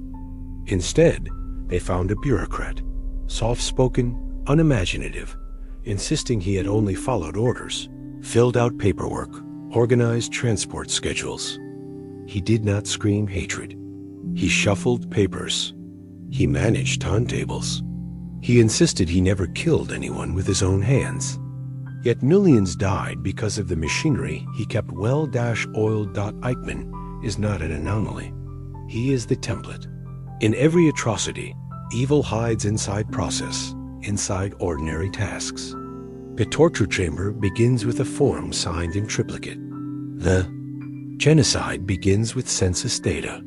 The prison begins with a casual law passed by bureaucrats who never see the cells. The horror is not born in shadows, but in daylight, in fluorescent-lit offices, in meetings where coffee is poured and documents are stapled. And this is the part that should unsettle you. These people did not feel they were committing evil. They were doing their jobs, filing papers, answering phones, punching the clock. They went home at night, kissed their children, slept peacefully. The machinery of destruction operates precisely because its cogs are ordinary people convinced of their own normalcy. Arendt's observation cuts deeper. The absence of thought itself is evil's engine. Eichmann did not question. He did not reflect on morality. He reduced human lives to logistics, numbers, quotas. He stripped the world of meaning until murder became a math problem. That empty obedience, thoughtless conformity, becomes more terrifying than sadism. For a sadist at least knows he is inflicting pain. But a bureaucrat can destroy millions without ever realizing what he has done. History repeats this pattern endlessly. In Rwanda, ordinary radio broadcasters casually incited slaughter, their voices calm, procedural, banal. In the Soviet purges, neighbors denounced one another with paperwork, convinced it was civic duty. In colonial empires, clerks recorded inventories of conquered peoples as though they were cattle. The horror is not the extraordinary. It is the ordinary taken to its logical conclusion. Even today, you participate in systems whose ends you cannot see. You purchase products assembled in sweatshops by hands you will never meet. You use devices mined from lands stripped bare by child labor. You pay taxes that fund wars in places you will never visit. You tell yourself you are innocent, but Eichmann told himself the same. You are a cog in machines whose outcomes you neither design nor control. The banality of evil is that it does not require malice. It requires indifference. It requires compartmentalization. It requires people like you, willing to say, I am only doing my job. And when you step back and reflect, the distinction between you and Eichmann grows thinner. You imagine you would refuse, that you would resist, but look closely at your own daily compromises, your silent compliance, your indifference to unseen suffering. Are you not already participating, already complicit, already practicing the banality of evil in miniature? The question, then, is unbearable. If evil is not monstrous but ordinary, if it is paperwork and silence and habit, then how do you know that you are not already living inside it right now? You believe memory is the anchor of your identity. You believe you are the sum of what you recall. Your childhood home, your first heartbreak, your triumphs and failures. But memory is not a recording. It is a reconstruction. Every time you recall, you distort. Every time you revisit, you edit. Your life story is not written in stone. It is scribbled in sand, endlessly rewritten by forces you cannot perceive. Elizabeth Loftus proved this with ruthless clarity. In her experiments, participants were convinced they had seen stop signs where yield signs stood, remembered non-existent weapons and crimes, even recalled being lost in a shopping mall as children when it had never happened. With a few carefully planted suggestions, entire histories can be fabricated. What you remember may not be what happened. What happened may not be remembered at all. This is not a trick of suggestion alone. Neurology confirms it. Memories are not stored whole, like files in a cabinet. They are networks of fragile connections across neurons. Each retrieval alters the pattern, reshaping the truth. To remember is to destroy, to rebuild, to change. Your past mutates every time you glance at it. And memory does not belong to you alone. It is social, constructed in conversation. Families tell stories, embellish details, rewrite events until collective fiction becomes shared memory. Nations do the same through textbooks, monuments, propaganda. You inherit memories that never belong to you, woven into your identity, until you cannot separate them from your own. Consider eyewitness testimony. Courts rely on it, but decades of research show it is astonishingly unreliable. People confidently misidentify faces, insist on details that never occurred, cling to false certainties with unwavering conviction. Entire lives are condemned, or freed on the foundation of illusions dressed as memory. And then there's the most chilling fact. Memory can be erased. Trauma can block it. Disease can dissolve it. Sleep can alter it. Amnesia proves identity is fragile. Alzheimer's shows how quickly the self unravels when memory rots away. Without memory, what remains of you? Are you still yourself? Or are you simply an empty body awaiting commands? You trust memory because you must. Without it, the continuity of your life collapses. But beneath that trust lies quicksand. What if your most precious memory, a love, a betrayal, a triumph, never happened as you recall? What if the story of your life is already a fiction, endlessly rewritten until nothing real remains? The question claws at you. If your memories can be implanted, altered, erased, and corrupted, then who is the you that claims to remember it all?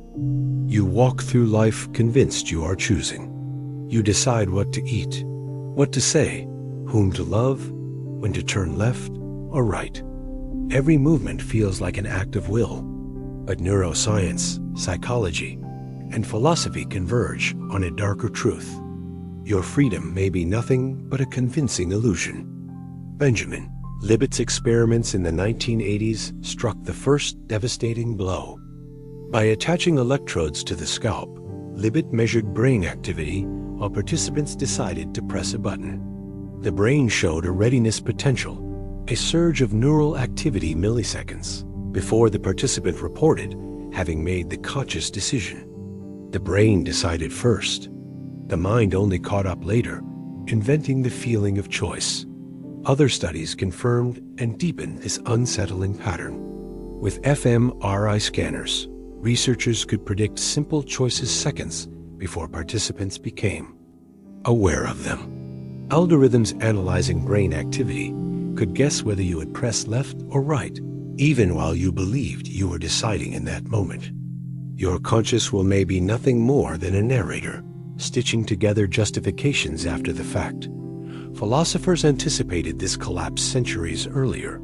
Spinoza declared that humans believe themselves free only because they are ignorant of the causes that compel them. Schopenhauer sharpened it further. A man can do what he wills, but he cannot will what he wills. You may choose coffee over tea, but you did not choose the desires, moods, genetics, and environment that led to that preference. Every choice unfolds from prior causes, stretching backward into infinity. Think of a falling domino. You might call the last domino's fall its decision, but really it is only the inevitable result of the first push. Now imagine yourself as the last domino, convinced of your freedom, while the chain behind you, genes, upbringing, culture, neurons, was set long before you arrived.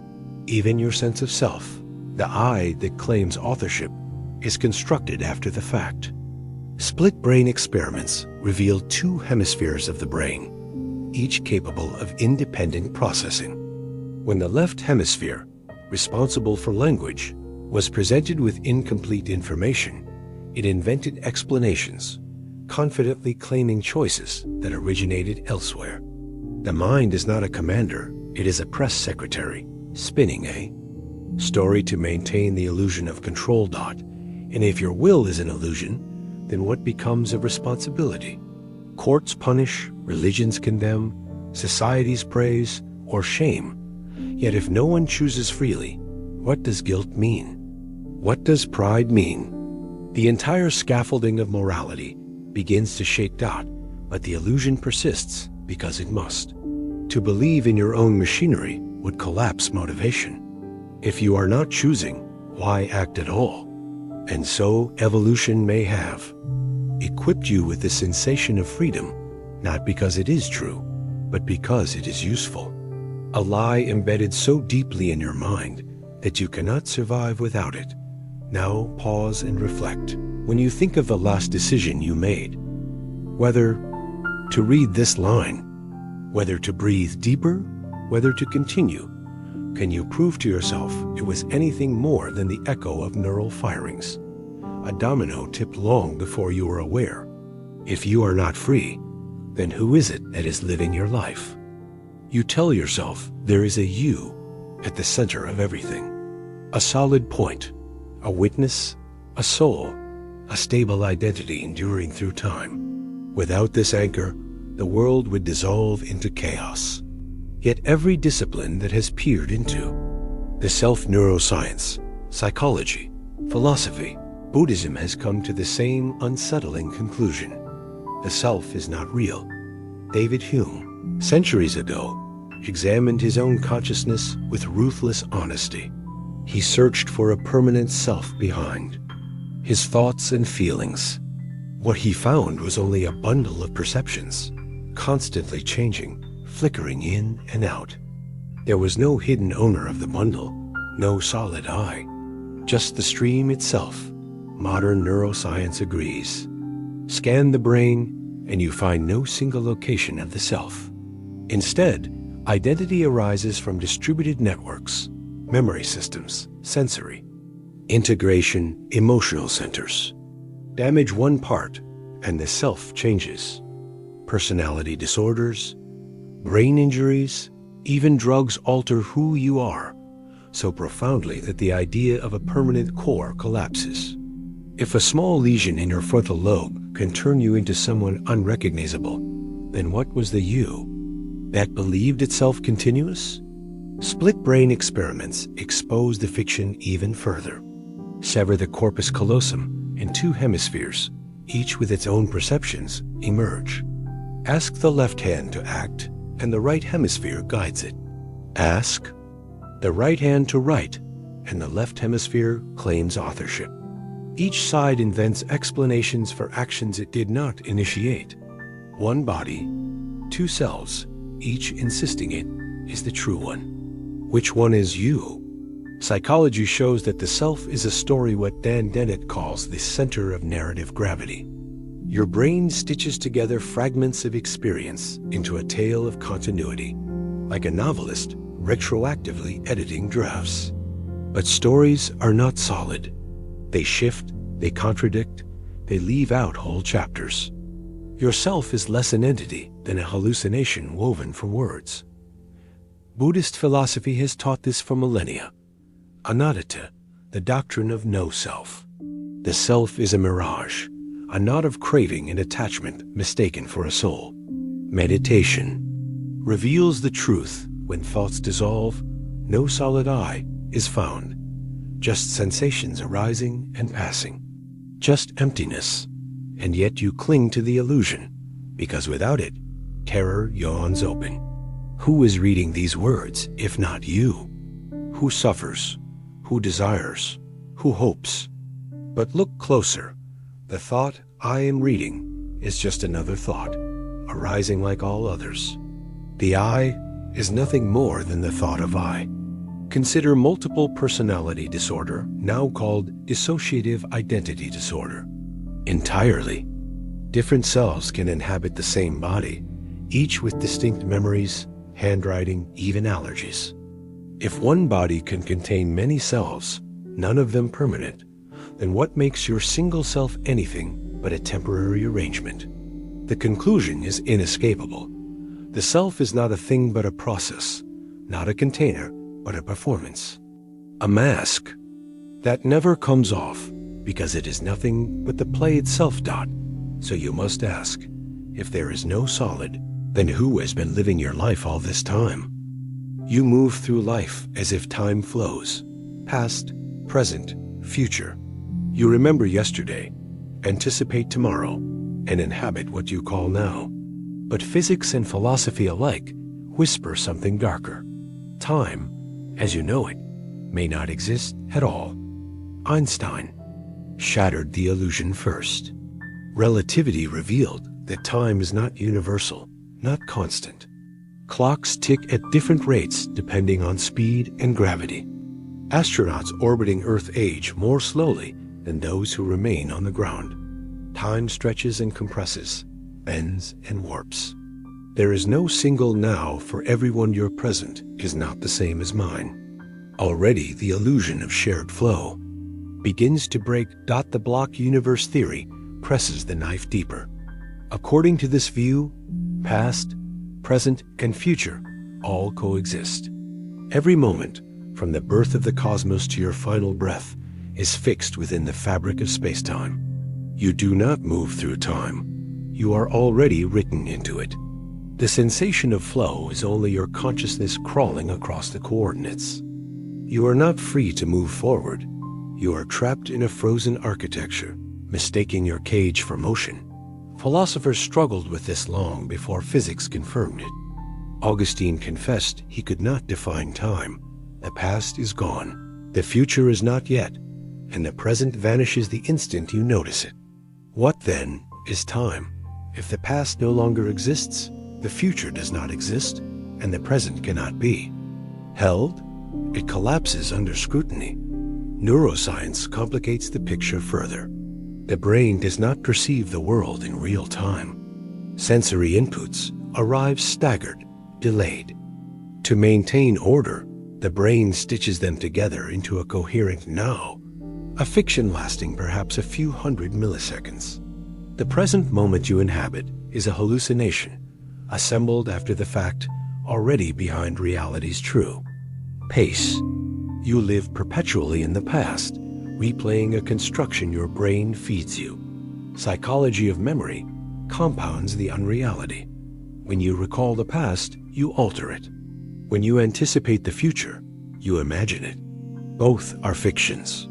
The only place you ever exist is the present, but as you saw, the present itself dissolves on inspection. So where are you?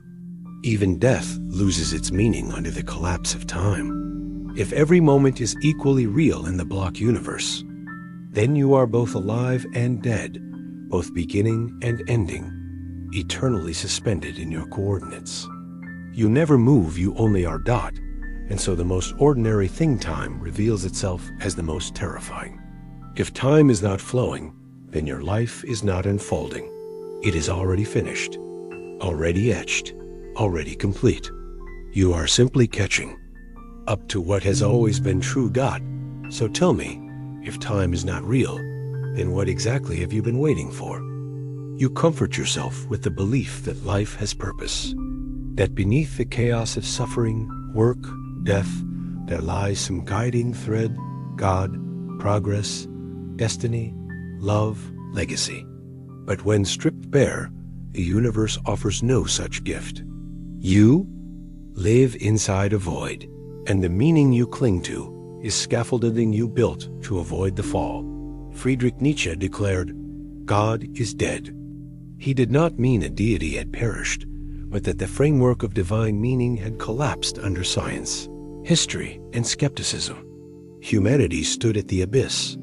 Without God, without metaphysical order, everything once believed sacred dissolved into arbitrariness. What remains?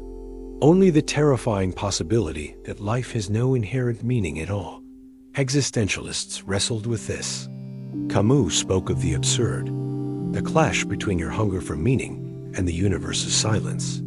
You ask, why am I here? And the world answers with nothing. The stars, the atoms, the endless dark, they care nothing for your questions. The absurd is not in the world, but in the confrontation between your craving for significance and the cold void that offers none. Science intensifies this despair. Cosmology tells you the universe will end, not in fire, but in heat death. Entropy will spread until all stars burn out, all matter decays, all distinctions vanish. Every achievement, every civilization, every word you are reading now will dissolve into thermal noise. In the grand scale, nothing you do matters. The cosmos is already written as a graveyard. Even your personal meanings unravel. Career, love, family, these are fragile constructs, dependent on memory, culture, language. A new context, a slight shift, and they collapse. Your deepest values are not eternal truths, but evolutionary tricks, social conveniences, accidents of upbringing. The purpose you swear by is just the scaffolding of chemicals and stories. And yet you live as if meaning were solid. You set goals, you grieve losses, you celebrate triumphs. You tell yourself the story matters. But this is self-deception. Camus called it philosophical suicide. You paste meaning onto the void, because to face the void directly would annihilate. You but consider the darker possibility. What if even the act of creating your own meaning is just another illusion? Another reflex wired by evolution to keep you moving, reproducing, surviving? What if even the idea that you can make meaning is part of the trap? The void waits beneath all explanations, patient, unblinking. And when everything collapses, God, science, love, history, only the silence remains. So ask yourself, the universe is indifferent, and meaning is a lie. Then why do you still pretend to live as if anything matters at all? You think you are hidden in your own mind, safe behind your eyes, watching the world from within. But everywhere you turn, you are being observed, not just by others, but by yourself. You cannot escape the gaze, even in solitude. You are both, prisoner and guard in the endless panopticon of your own existence. Jeremy Bentham's panopticon prison design made this truth visible. A central tower, invisible to the inmates, from which a guard might be watching at any time. The prisoners, unable to know when they were observed, began to regulate themselves. Michel Foucault later argued that society itself functions this way. Surveillance becomes internalized until people no longer need guards. They police themselves. But what if this architecture extends deeper into your own consciousness? The observer you feel inside, your sense of awareness may be nothing more than a trick of recursive monitoring. Neuroscientists speak of metacognition, the brain's ability to think about its own thoughts, to observe itself. Yet this creates a hall of mirrors. Who is observing the observer? Every time you search, the witness recedes, leaving only more observation. There is no final watcher, no ultimate self, just infinite regress. And yet the feeling remains. You are being watched. Evolution carved this paranoia into you. Early humans who sensed eyes upon them survived predators and enemies. The vigilance never left. Even now, when you walk into a room, you feel the imaginary gaze of others shaping your behavior. You adjust your posture, your tone, your words, as though invisible judges surround you. You live not as yourself, but as a performance for a phantom audience. Religion exploited this instinct mercilessly.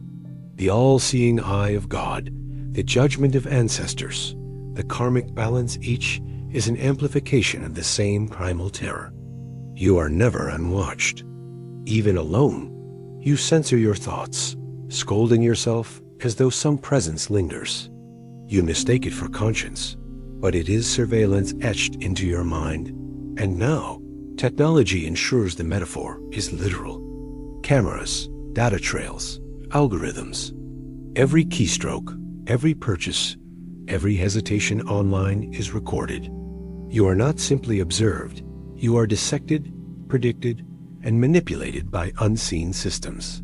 The panopticon has expanded beyond walls into every corner of your digital existence. But the most disturbing observer is not outside, it is inside. The inner voice that narrates, critiques, commands. The superego that Freud described as the internalized parent, forever judging. You cannot silence it. Even in sleep, it haunts your dreams with surveillance of another kind. You wake, and it resumes its gaze. You are never free. This recursive loop leaves one final horror. If there is no solid self, only processes of observation, then the watcher is an illusion too, which means you are trapped in an endless surveillance with no true observer, no final witness, no one home at all. So ask yourself, if you are always observed, yet there is no real observer, then who or what has been watching you all along? You believe words are solid. You believe they capture truth, transmit thought, and bind you to reality. But language is not truth. It is a prison of symbols, a fragile net cast over chaos, always tearing, always slipping. The collapse begins the moment you realize that every word is only a pointer, never the thing itself. Ludwig Wittgenstein warned of this trap. In his Tractatus, he argued that the limits of your language are the limits of your world. You cannot think outside words. You cannot see what you cannot name. But words do not mirror reality. They distort it. They compress infinite complexity into crude categories. Tree, love, justice. Each reduces oceans of detail to a brittle shell. What you call understanding is merely abbreviation. Jacques Derrida deepened the fracture. Meaning, he argued, is never fixed. Every word gains its sense from other words, in an endless chain of references with no final anchor.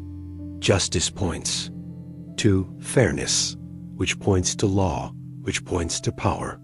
You chase definitions endlessly, but they never resolve. The center is always deferred, always absent. Language promises meaning while ensuring you never reach it. And even when you think you agree, your meanings diverge. Your love is not my love. Your God is not my God. Language does not connect minds, it only approximates, leaving each trapped in private interpretations. Miscommunication is not an accident, it is the default. Every conversation is two solitudes pretending at unity. Consider Orwell's warning. In 1984, control language, and you control thought. Newspeak shrank vocabulary until rebellion became literally unthinkable. If there are no words for freedom, how can freedom be conceived?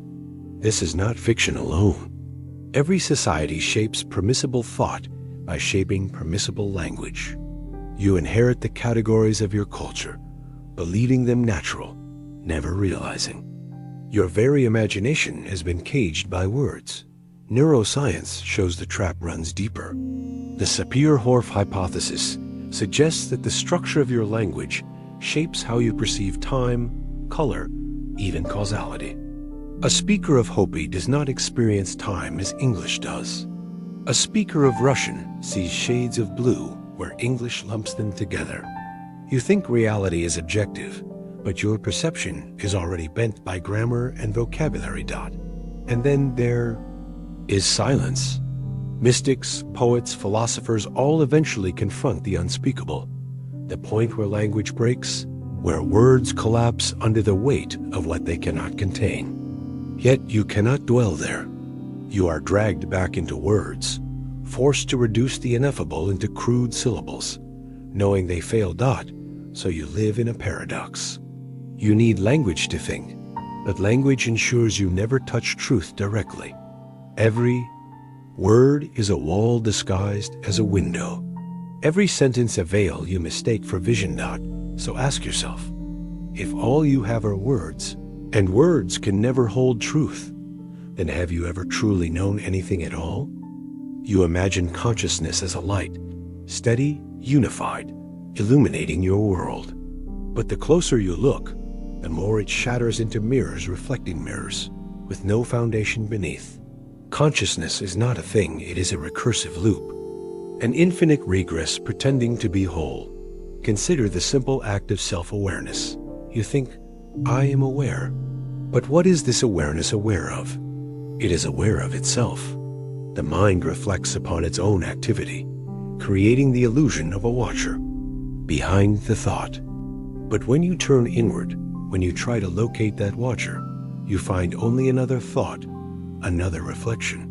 You chase the observer, and it evaporates into yet another observation. There is no final self-only mirrors. Douglas Hofstadter called this a strange loop, the mind perceiving itself a feedback circuit with no origin. The self is an emergent property of recursion, a hallucination created by the brain looping back on its own activity. You think you are at the center, but you are only the echo of an echo. Psychology reveals how fragile this loop is. In states of depersonalization or dissociation, people report feeling detached, as if watching themselves from outside. The loop fractures, awareness splitting into observer and observed. Yet even then, no true self emerges, only layers of perception, endlessly dividing. Meditation traditions expose this directly. When attention turns fully inward, the meditator discovers there is no solid experiencer, just experiences. Thoughts, sensations, feelings arise and pass, but no I is found holding them. The illusion of a central witness collapses, leaving only the infinite mirror of consciousness itself. Neuroscience reinforces the abyss. Consciousness does not arise from a single brain region, but from distributed networks synchronizing activity. Disrupt one, and awareness dims. Disrupt another, and the sense of self vanishes. Consciousness is not a core, it is a fragile harmony. A song that ceases when the orchestra falters, and yet you live as though it were unified. You insist there is a you thinking your thoughts. But this unity is a story, stitched together after the fact. The binding problem in neuroscience, the question of how separate neural processes combine into a single experience, remains unsolved. Perhaps there is no binding, only the illusion of one. Think of a mirror reflecting a mirror, repeating endlessly into darkness. Now imagine you are inside that reflection, believing yourself solid, unaware that you are nothing but a hall of endless. Recursion. That is consciousness, a performance with no audience, a play with no actor dot. So ask yourself, if your consciousness is only an infinite mirror with no final observer behind it, then who is the one right now convinced they exist? You believe your memories anchor you. You believe they are a library of your life, a stable collection of truths that prove you existed, that you endured, that you matter. But memory is not a library. Memory is a laboratory of lies. Consider the work of Elizabeth Loftus.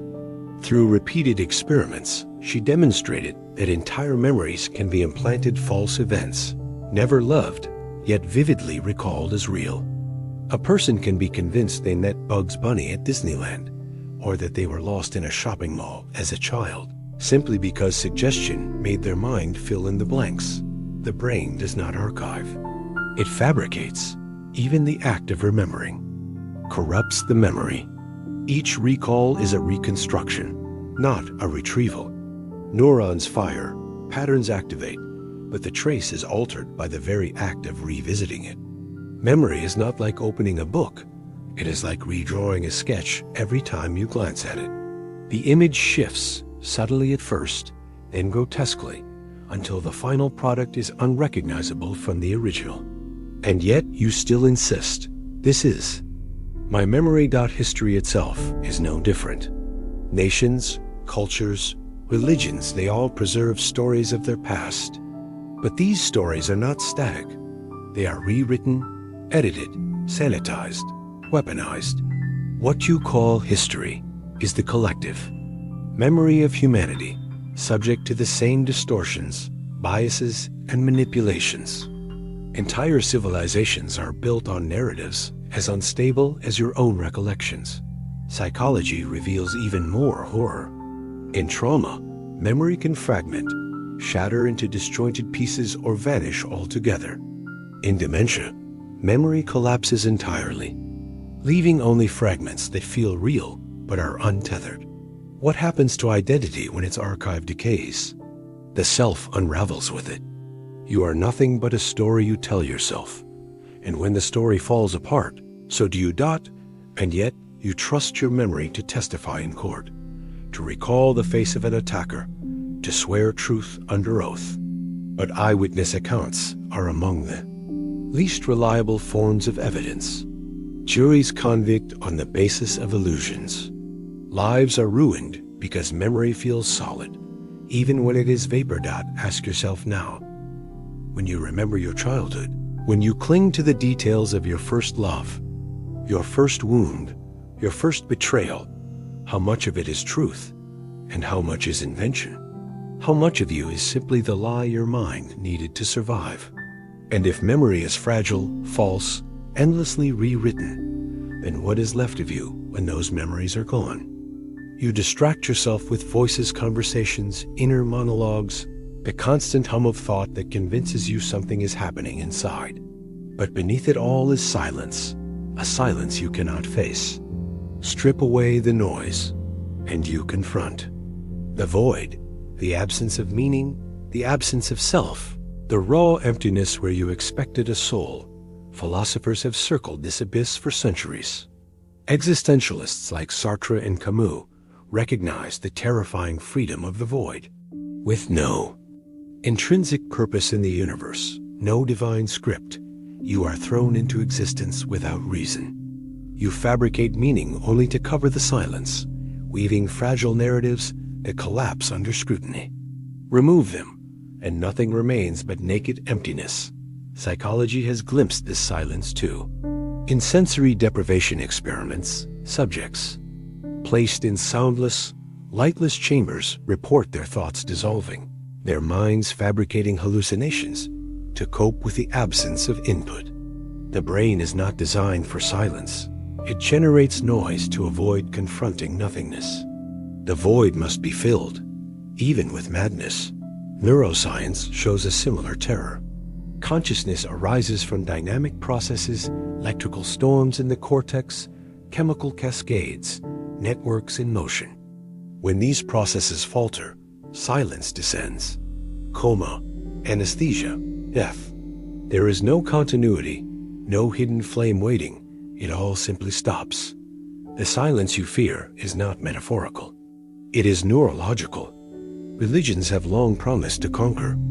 Silence with eternal life, with transcendence, with gods who speak. But even these constructs depend on the presence of voice, of story, of something to cover the infinite nothing beneath.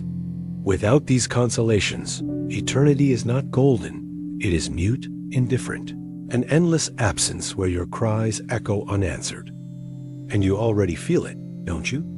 That faint whisper when you turn off the lights, when you lie awake in the middle of the night, when your thoughts circle back on themselves and run out of words. That is the silence seeping through, reminding you of what you are, a brief flicker in a deafening emptiness. You call it boredom, you call it loneliness. But these are only names for the same reality, the confrontation with the void you cannot tolerate.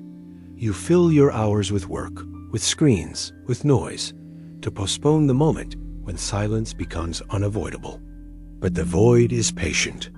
It waits for you. So tell me, when the final silence comes for you, when every memory dissolves, and every thought extinguishes, what remains to hear it? You imagine time as a river, flowing forward, carrying you along. You say yesterday, today, tomorrow, as if these words describe something stable. But time is not a river. It is a prison, and you are trapped inside it with no escape. Einstein shattered the illusion of time's simplicity. Relativity shows that time bends and warps. Clocks tick differently depending on speed and gravity. Two observers, side by side, can live in universes that measure time differently. There is no universal. Now only fractured perspectives. If now does not exist everywhere, then what exactly are you living in? Philosophy takes it further. Augustine confessed that when no one asks him what time is, he knows. But the moment he tries to explain it, he does not. The past is gone, the future is not yet, and the present, what is it? A vanishing point between nothing and nothing. Try to grasp it, and it slips away. The present is not a thing. It is a wound in reality that never heals. Psychology deepens the trap. Time is not something you perceive directly. It is something your brain manufactures. Experiments show how easily your sense of time is distorted. A traumatic event stretches seconds into eternity. Repetition collapses weeks into a blur. Drugs, illness, even exhaustion fracture the steady ticking you think is real. You do not experience time, you hallucinate it. History enslaves you to it. Civilizations mark calendars, hours, deadlines, ages, centuries. Entire systems of control are built on dividing time into units you must obey. Work hours, school years.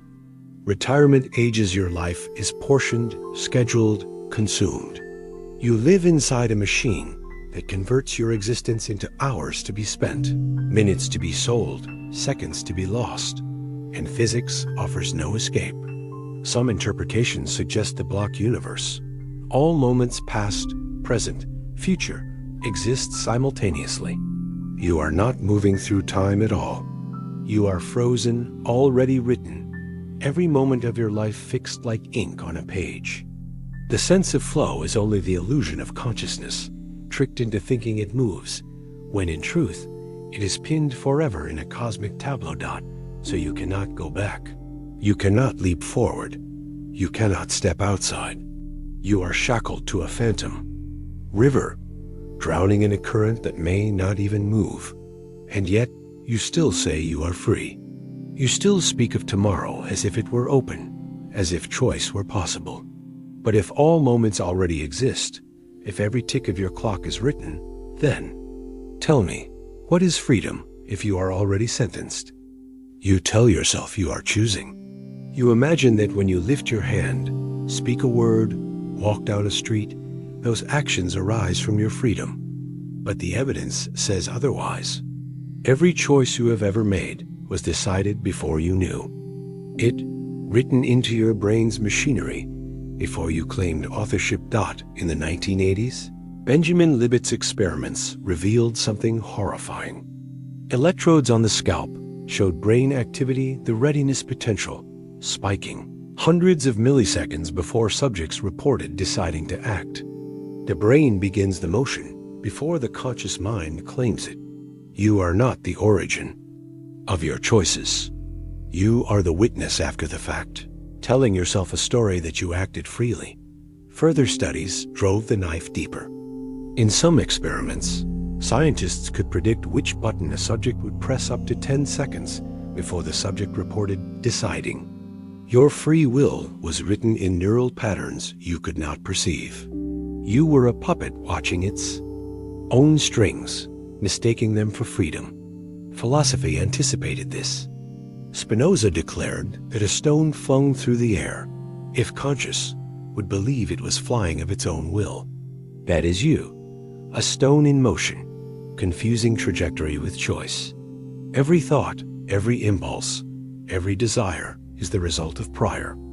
Causes genetics, environment, history chains stretching back before your birth. You are in effect pretending to be a cause. Psychology confirms how manipulable your will is. Subtle priming an image flashed too quickly to notice. A word slipped into conversation. A shift in environment can alter your behavior without your awareness. You walk faster after reading words about old age.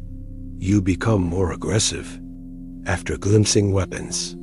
The strings are invisible, but they pull tight. And even when you resist, even when you think you are defying the system, you are only responding to prior causes. Your rebellion is as determined as your obedience. There is no outside. There is no vantage point from which you choose freely. The legal system trembles on this edge.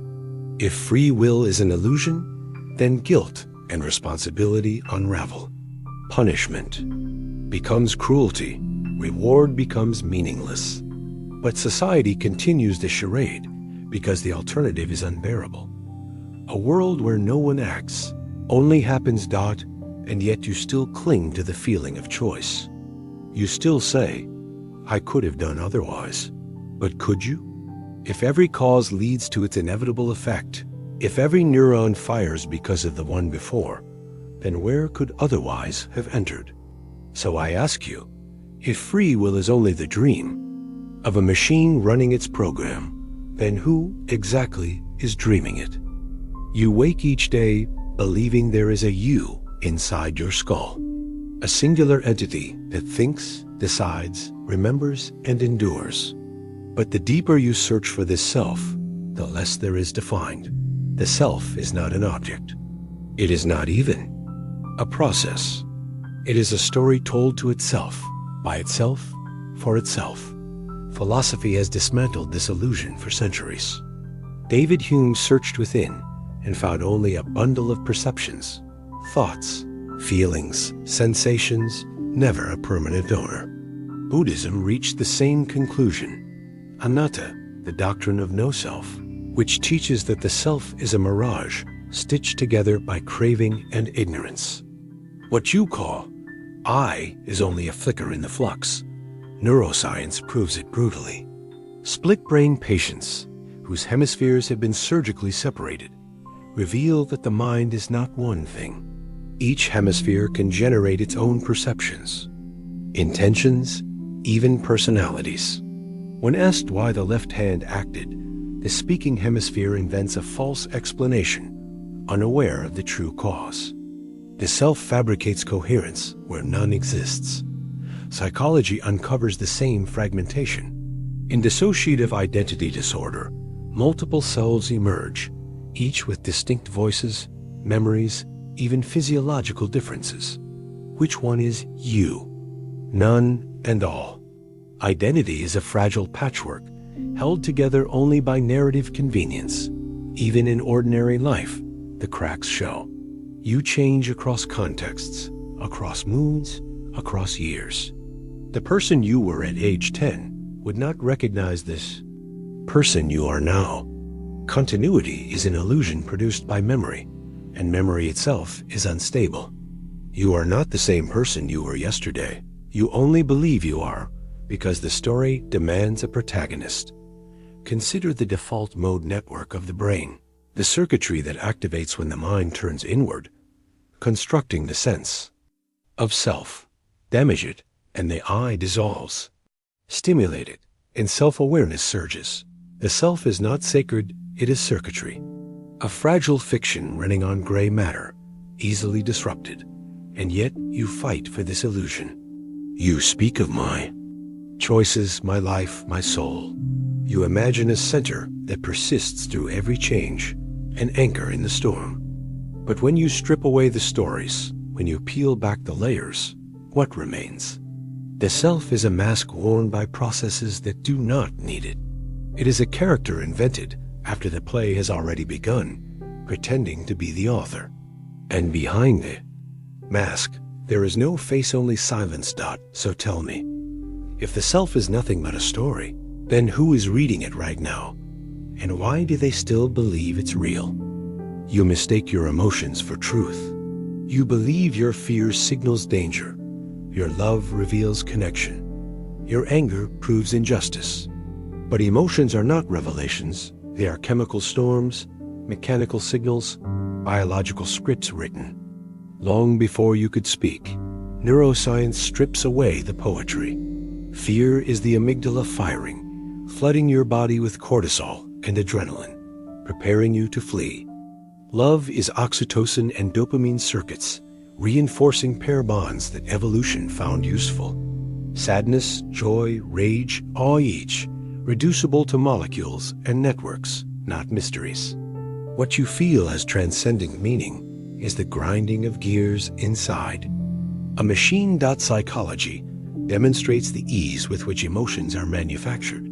In the famous suspension bridge experiment, men misattributed adrenaline from fear as attraction, rating a woman more desirable simply because their bodies trembled. You think emotions reveal reality, but they can be tricked, hijacked, rewritten. History shows how entire cultures weaponize this machinery. Propaganda inflames fear to control populations. Religions evoke awe to bind believers. Governments use anger to justify war. Corporations exploit desire to sell. What you call your feelings are often not yours at all, but the engineered products of systems that know how to push the right buttons. Even your private emotions are borrowed. You inherit emotional scripts from family, from society. You learn which feelings are permitted, which must be suppressed. Your grief is filtered through rituals, your love expressed through cliches, your rage disciplined into acceptable channels. You feel within structures that precede you, and the cruelest truth, emotions are not trustworthy. You love people who harm you. You fear dangers that never arrive. You hate those you do not know.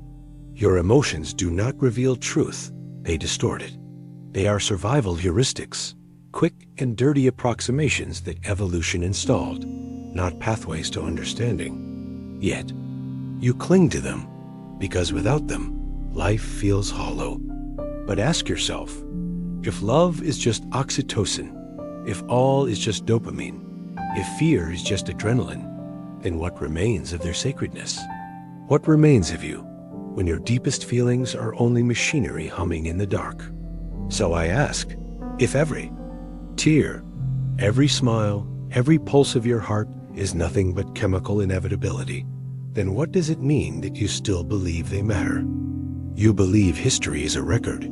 You imagine dusty archives, objective accounts, dates and facts engraved in stone. But history is not truth. It is selection, omission, distortion. What survives is not what happened. What survives is what was. Allowed to remain, consider the victors. Every war rewrites the past. Records are burned, testimonies silenced, monuments erected to conceal atrocity. You are taught patriotic myths, not the raw brutality of conquest. The stories of the conquered vanish into ash, and you inherit only the voice of the powerful. The world you think you know is built from curated lies. Even when records survive, memory betrays. Chroniclers embellish, eyewitnesses misremember, governments censor, scholars reinterpret. Ancient texts are fragments, translations warped, meanings lost. The further back you go, the less the past resembles anything solid. Beyond a certain point, history collapses into rumor, myth, speculation. What you call civilization is a house built on fog. Archaeology pretends to rescue truth, but it too deceives. A handful of bones, shards of pottery, inscriptions scratched into stone. Entire narratives of cultures are reconstructed from scraps, guesses hardened into fact. Future discoveries overturn past certainties. What you were taught as truth yesterday becomes falsehood tomorrow. There is no stable history, only a shifting mirage. And what of the silences? The lives never recorded, the voices erased. The vast majority of humanity has left no trace. The peasants, the slaves, the forgotten billions, they vanish into anonymity.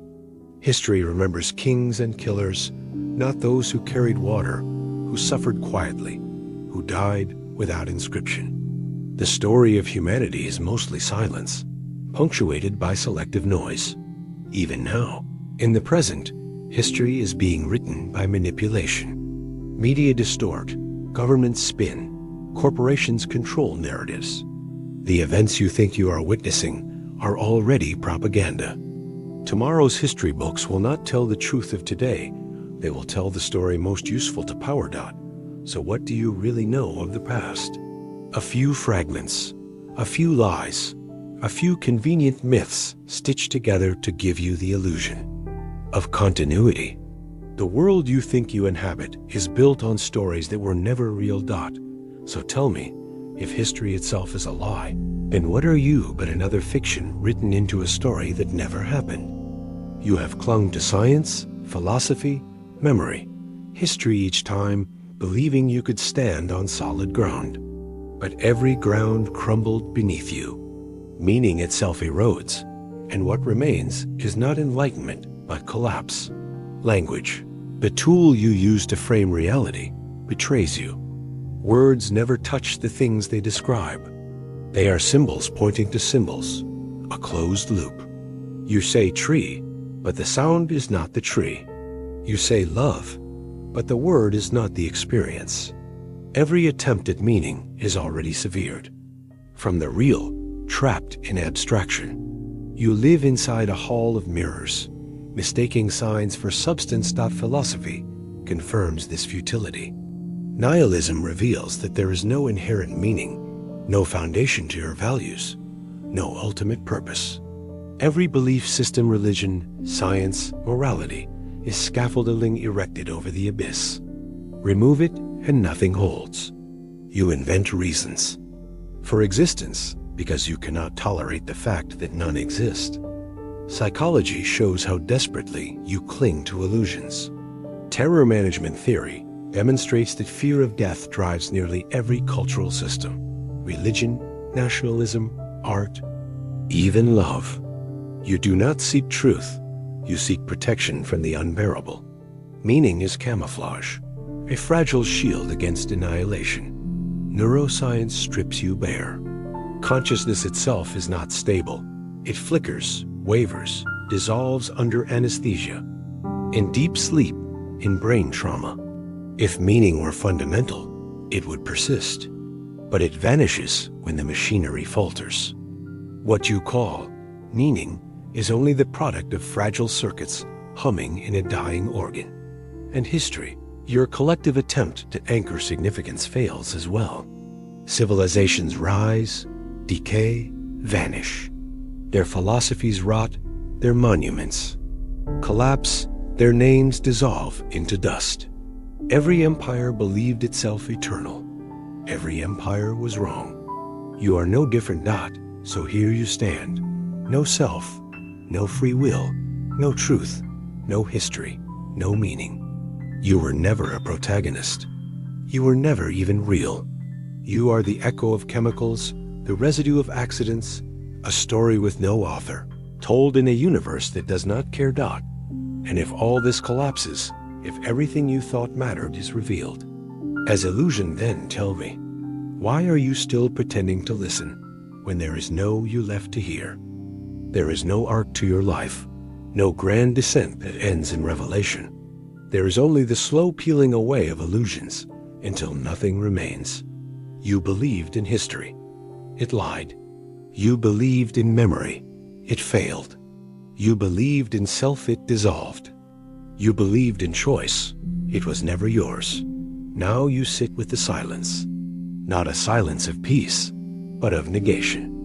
Every structure that told you who you are, every story that gave weight to your days, every meaning that justified your suffering, they have all been stripped away. What remains is not a truth to grasp, but the recognition that there was never anything to grasp at all. You are not deceived by the world. You were the deception, a recursive pattern mistaken for a soul, a flicker of neurons calling itself eternal. Every question you asked collapsed into another. Every certainty dissolved into dust. And now there is nothing left but the echo of your own absence. The descent is complete. You thought there would be something waiting at the bottom. There isn't. So. Answer me. Who are you, now that there is no one left to answer?